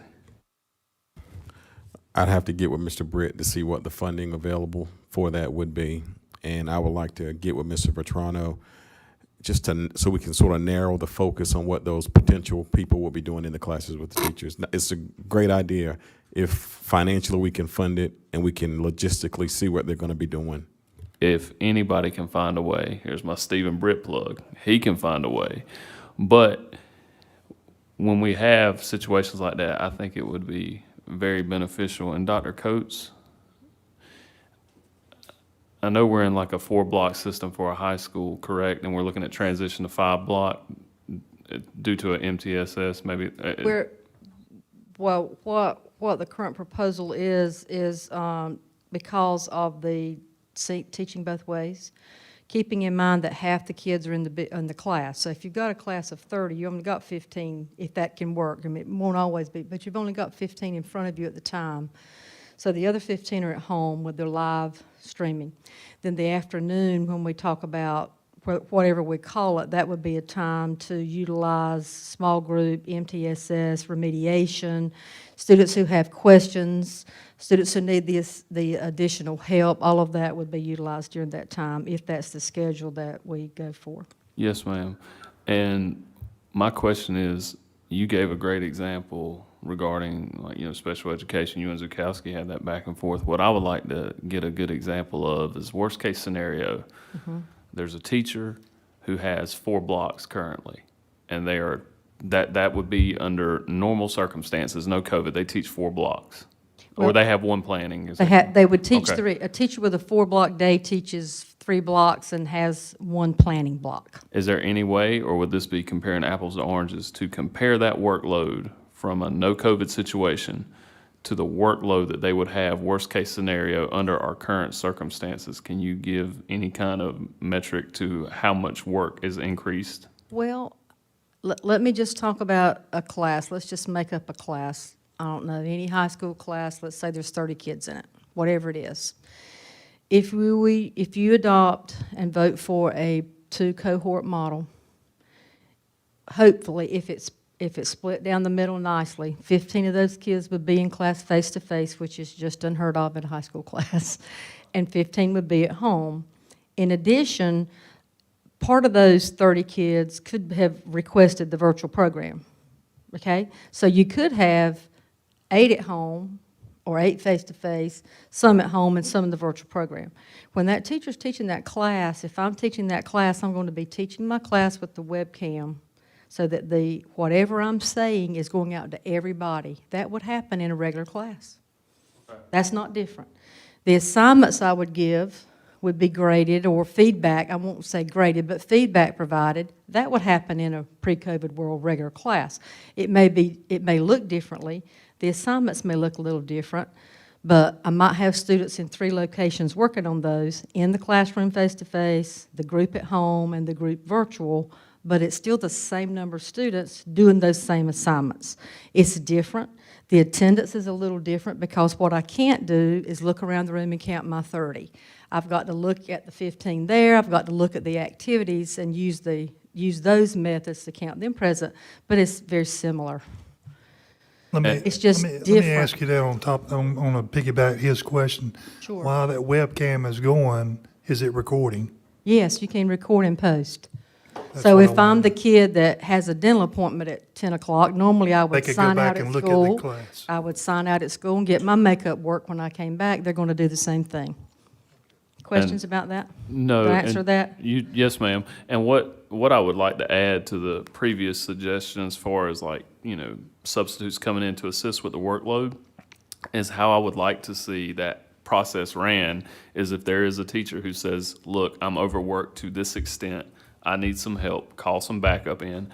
Whenever they feel that way or they have that concern, what I would like to see, you're all about site-based management, I would like to see them go to their principal and their principal make that determination, hey, I want to reach out for some assistance. And again, I know it's all pending funding, but if we were going to outline that process, I think we'll start with the teacher, go to the principal, and then make it to whoever your designee would be in the Simpson building or Glenn or wherever.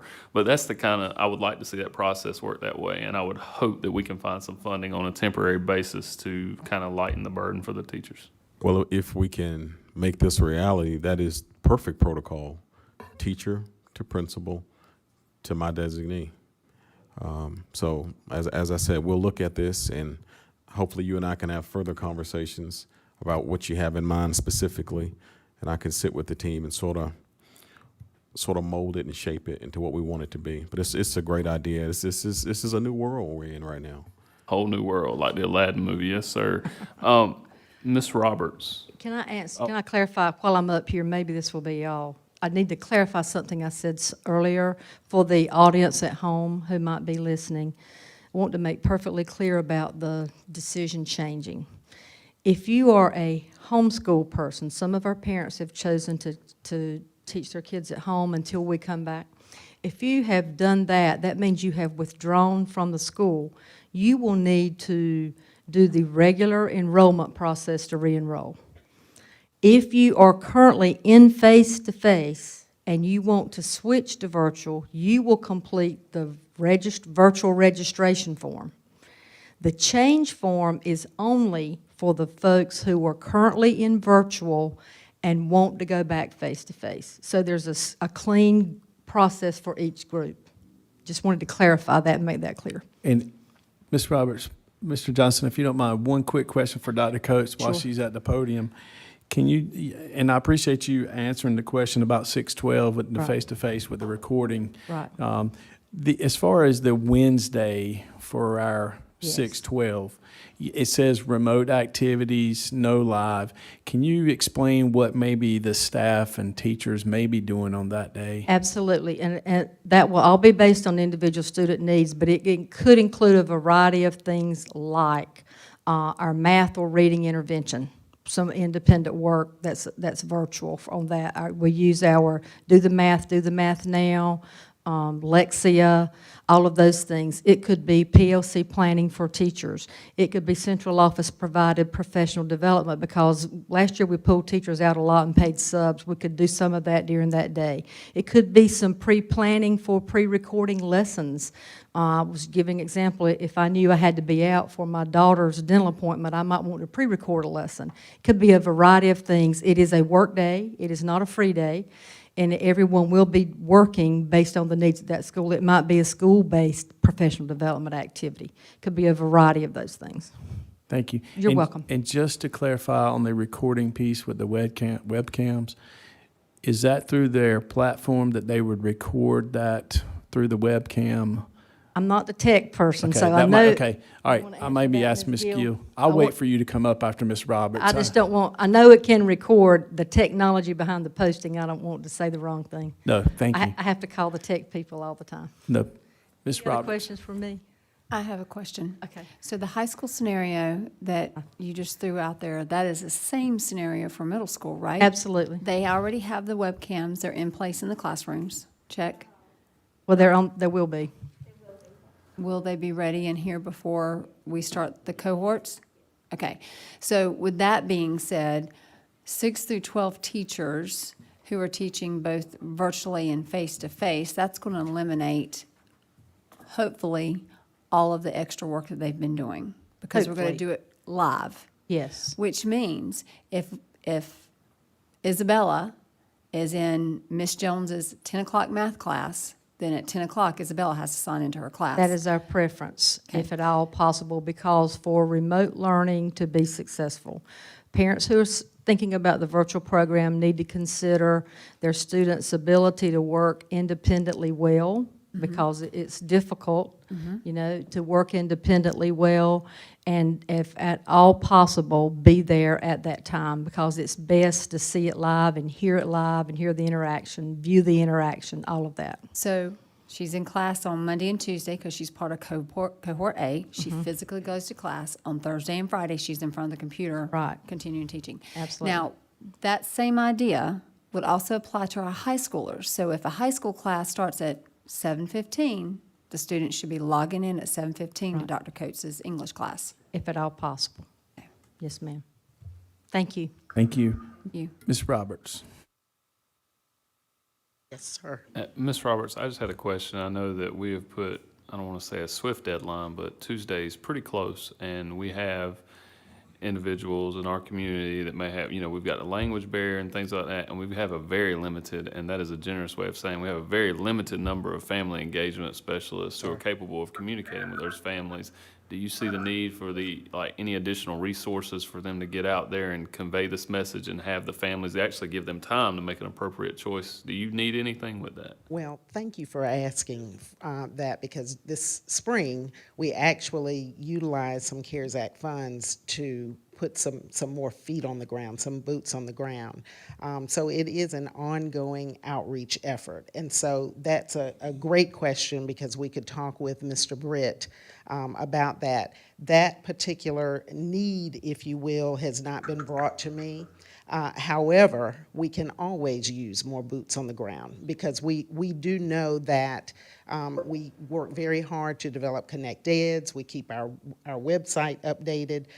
But what we do know is that everyone does not use those tools of engagement. And so knocking on doors, calling, our social workers are working with our teachers and our principals, and then our parent engagement. We work very collaboratively with curriculum and instruction through federal programs with our parent engagement and family involvement specialists. Yes, ma'am. And I'd like to just point out that I realize, and I think the other 6 people in this room do, that we have hundreds, if not thousands, of employees waiting for us to make a decision. Yes. And no matter how they feel about that decision, they are ready to go and get it done. So we know that you couldn't prepare for what we haven't even decided yet. So I just want to be sure that we're covering all bases, and I don't want anybody to get left behind. So thank you for that and what you do. Appreciate it, Ms. Roberts. Thank you for that question. Yes, we can always use the help.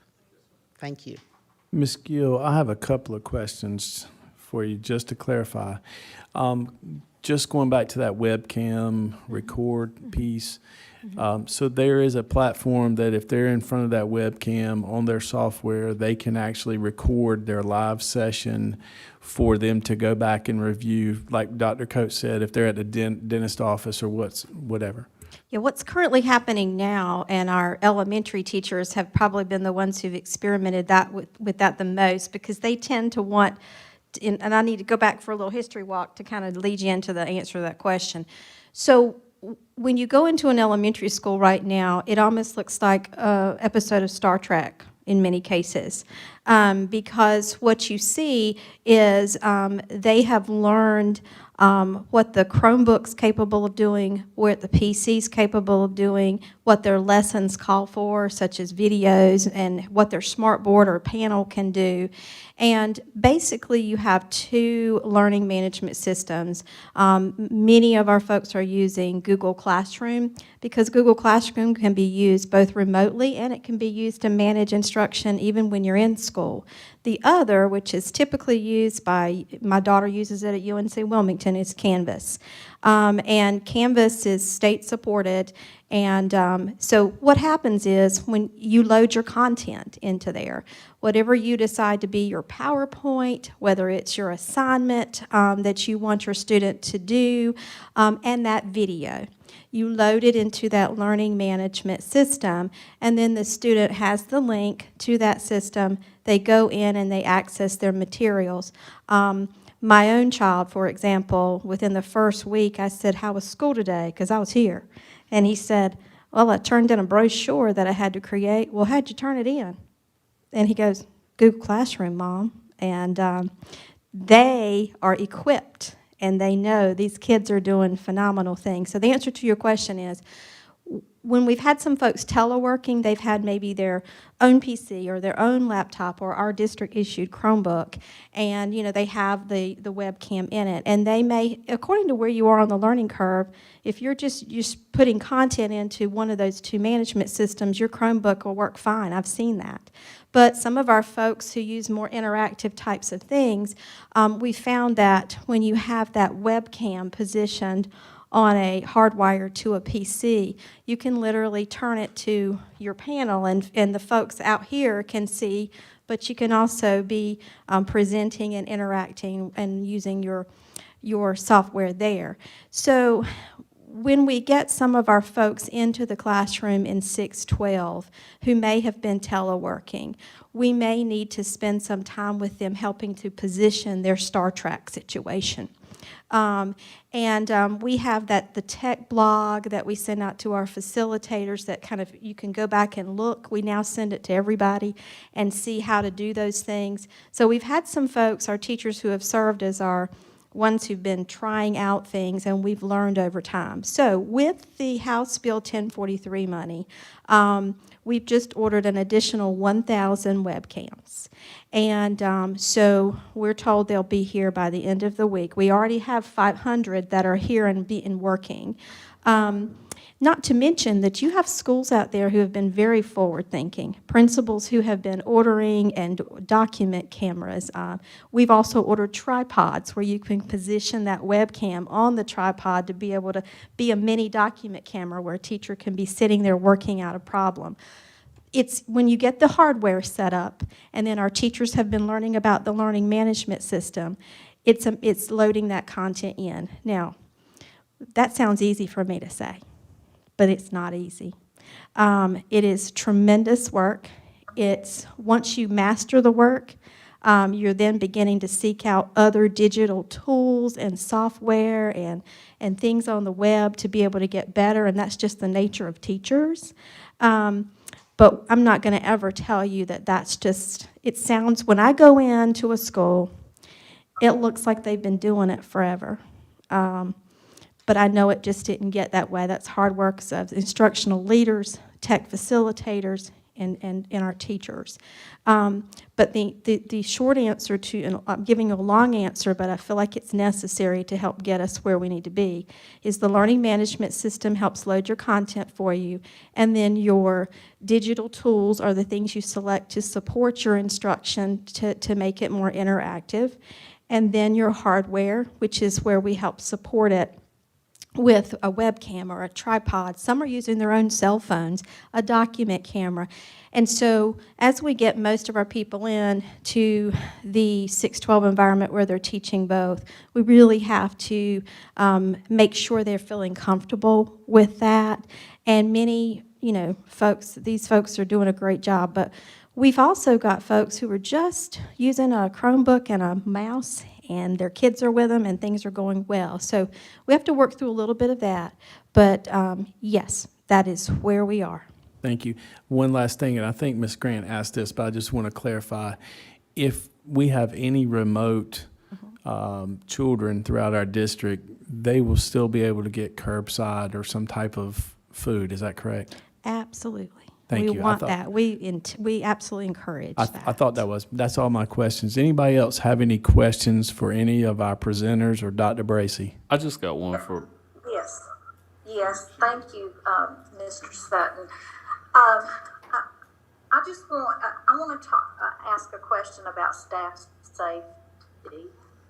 How are, I know we'll have PPE in place. Are employees going, are they going to have their temperatures checked when they come into the building? What are we going to do to show not just due diligence, but true caring that we want to do what we can to keep our staff safe? Yes, when we go into the schools that I have been into, they have their protocols in their table in front where your temperature is checked. You have extra masks in case folks are not there. You have your screening checklist, and all of those things are on that rubric for readiness that we talked about. Many of them have QR codes where they scan to say that they have actually taken the temperatures. We do that for anyone who is entering our building. And, you know, the state did issue masks for all students as well as staff. And if they haven't gotten those yet, it's simply because maybe they're waiting to get the official launch in. So yes, we have face shields when they come. They can wear their face mask, their face shield for the respiratory droplets that they can continue to use. And if they had a workplace accommodation through HR, we have literally made them their own bag of extra PPE with their name on it of things that they requested to feel safe, in addition to the measures that we have in place for cleanliness and actually the protocols, and delivered to the site for them. And what will mask wearing look like for students?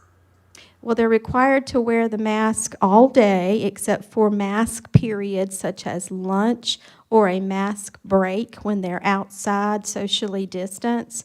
And we certainly encourage, knowing the age and development of our students, frequent mask breaks. But just because you're inside the classroom and you might be 3 or 6 feet apart does not mean that we would want your mask to come off. They have to stay on. But we do understand that when there are opportunities to go outside for breaks, that they could have the mask removed during that time.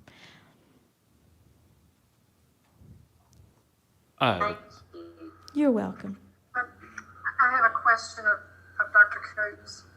Dr. Coates? I heard, I'm not going to quote the numbers, but you said your class of 30 could be divided into 3 different parts. In class,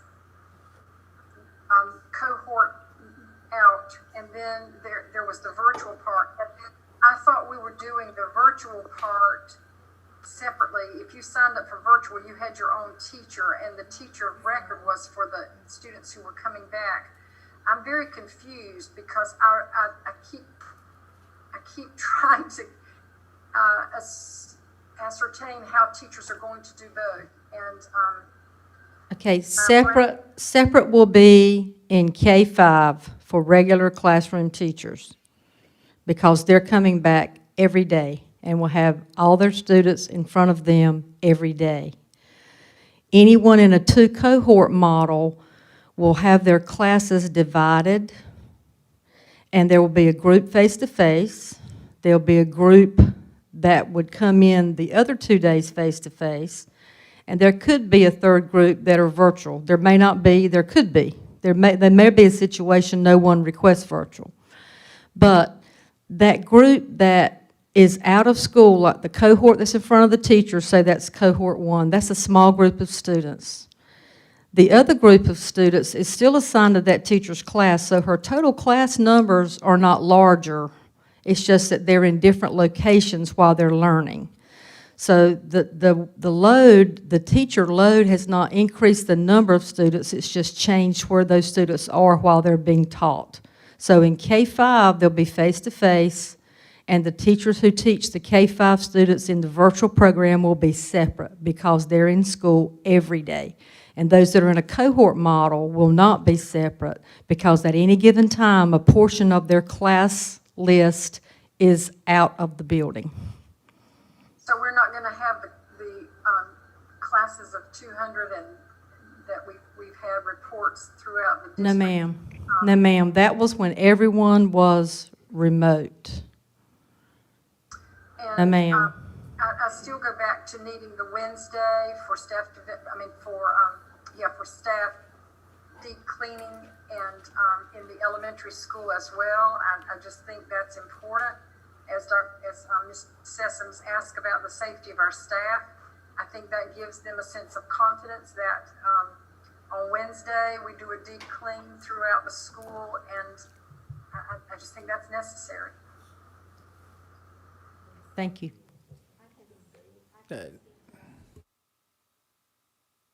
Dr. Smith, one of the things that assist us with not needing to have that absolute dedicated day is because we have determined that our foggers that we have a quick drying time, very fine mist, and a 15-minute dry time. So Dewey Baker, and head of custodians, has directed that they do once a day a thorough fogging of each area of the building. That could be in the morning or in the evening. And then they have, through the EPA, they have given us their recommended cleaning agents that could be used. We have 2 that we have recommended to our custodians to use. It can be used in the spray bottle. They're also used in the foggers. And then we have our sanitizing wipes that are in the classrooms. So we're able to do that as we go. I did ask about our bathrooms, and he has talked with our custodians about going in behind our bathroom folks upon using them to assist with that process. You know, right down to our water stations that we've talked about, so that we don't have to use our water fountains. So all of those pieces are in place. We have trained for those. They are additional measures that we have to take, but that does help us keep up with that all throughout the week rather than having to have the dedicated day for the cleaning. Ms. Gill, Yes, ma'am. do we have a timeline of when those webcams will be in? We were told they'd be here by the end of the week, Okay. and then we just have to barcode and scan each one of those and have those picked up. And then we got the tripods to go with them, and in some cases, school asks for headsets because we found that headsets were in some cases, speakers, external speakers, because a PC may not have come with those. So we used that staff connectivity budget code it was some school request, and then knowing that we were finding that the webcams were providing some additional flexibility. And will the staff members be trained on how to use those webcams? We have a tech contact that is in every school who works with us. In some of your schools, you have your media person is your tech contact. In some, they have an additional tech teacher that's been designated as the tech contact. But whomever that is that point person. In many cases, they've also been the point person for our hotspots, for our Chromebook deployments. And then if they have a difficulty with anything, they can call us, and we have our techs that we have that can come and help them with some of those setups, and they've been doing that as well. And then you have Amy Stanley and Dr. Lanier, who are on the curriculum side, who can help support what's the best way to make the hardware and software and digital applications work together. Thank you. You're welcome. Dr. Bracy, I would just be curious to know the feedback we're getting from principals on it. Well, I guess that would be a more appropriate question for Dr. Pierce and Ms. Whittington if they want to step up and answer. I forgot they were here. I'm sorry.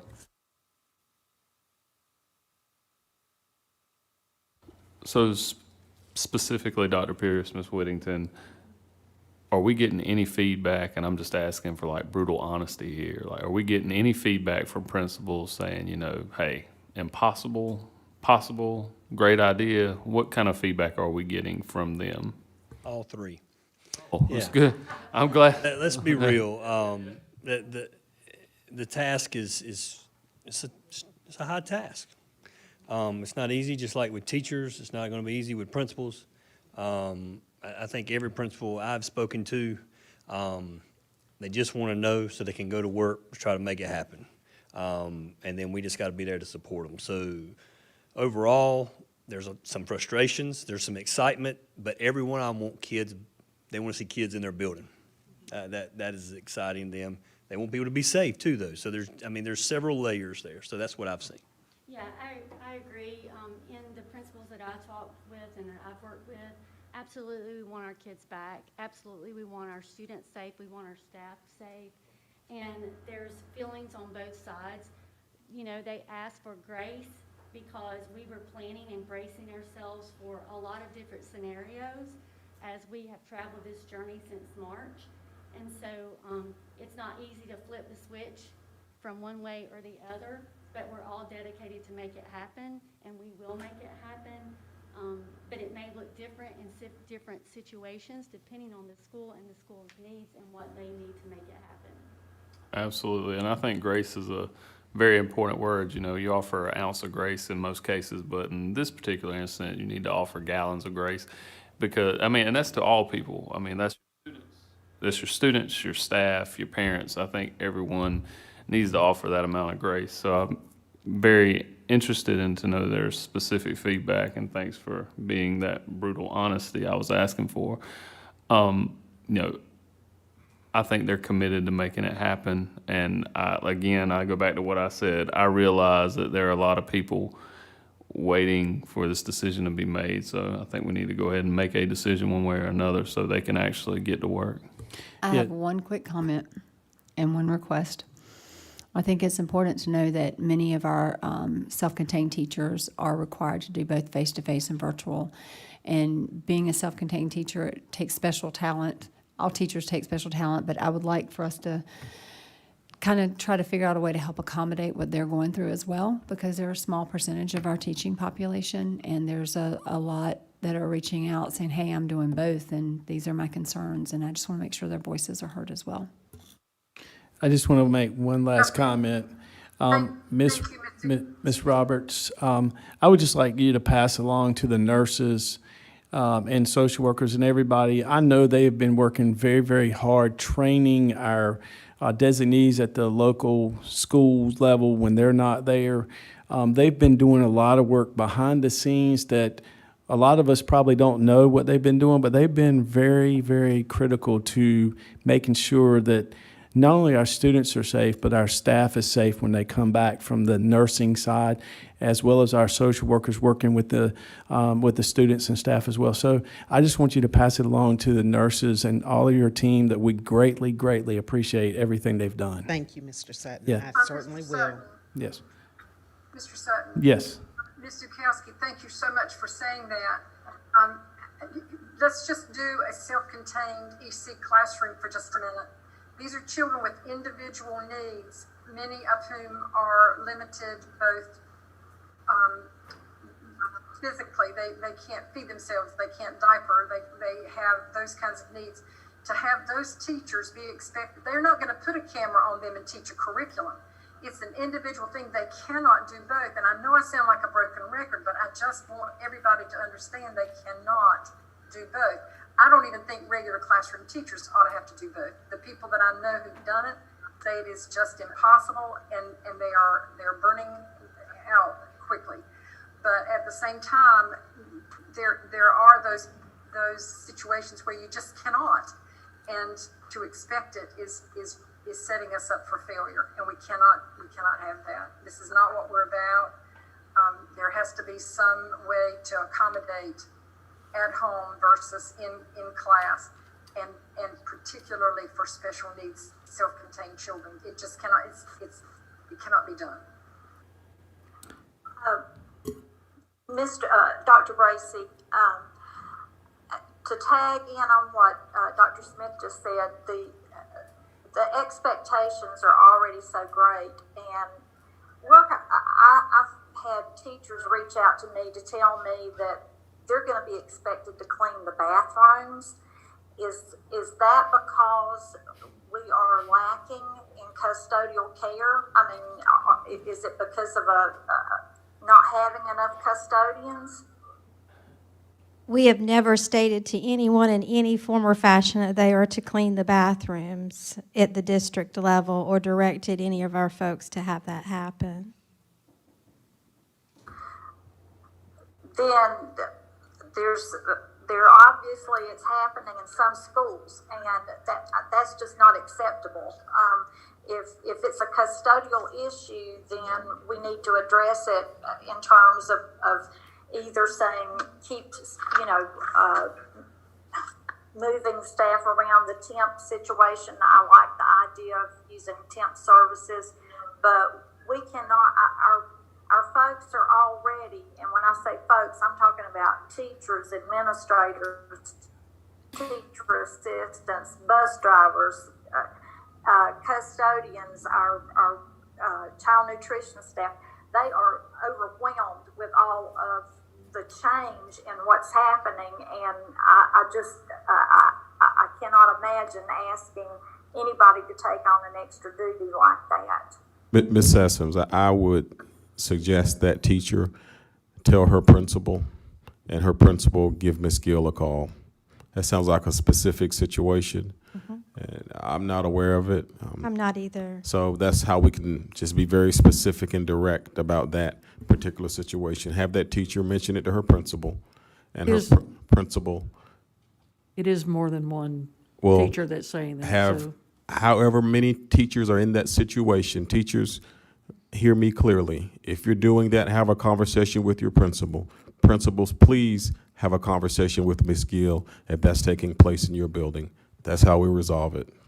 Dr. Thank you, Dr. Bracy. I appreciate that. Yeah. Thank you, sir. Dr. Bracy, that's a good way to come back to this, and Mr. Johnson spoke about this earlier, but I mean, a pandemic has made the school system be pretty much reactive about everything, and everybody's lives is reactive.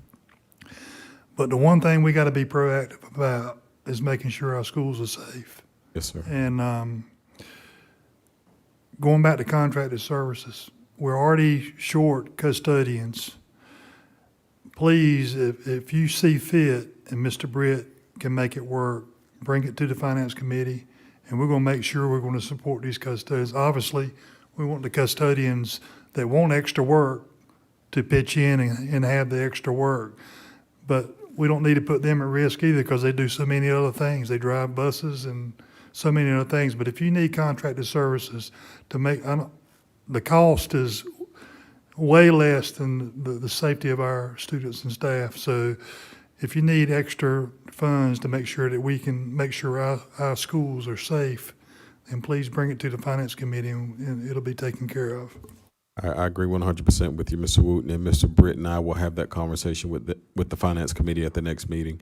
It'll give him an opportunity to have a conversation with Ms. Gill and myself, and we'll calculate what the potential costs are, and we'll have that conversation with the Finance Committee. Thank you for bringing that up. Last thing I'm well, sorry, I won't say it. I'll wait for one her. more quick question. I just had someone raise the question, and I'm really not on my phone, but it came, so I have to ask it. The people who need to do something by Tuesday are those people who are changing from one venue to the other, correct? Everybody doesn't need to fill out a new survey. That is correct, only if you want to change what you're currently doing now. Even those parents who have reached out to the school and said, I want to come out of virtual, and the school has already taken care of that, they don't need to do anything.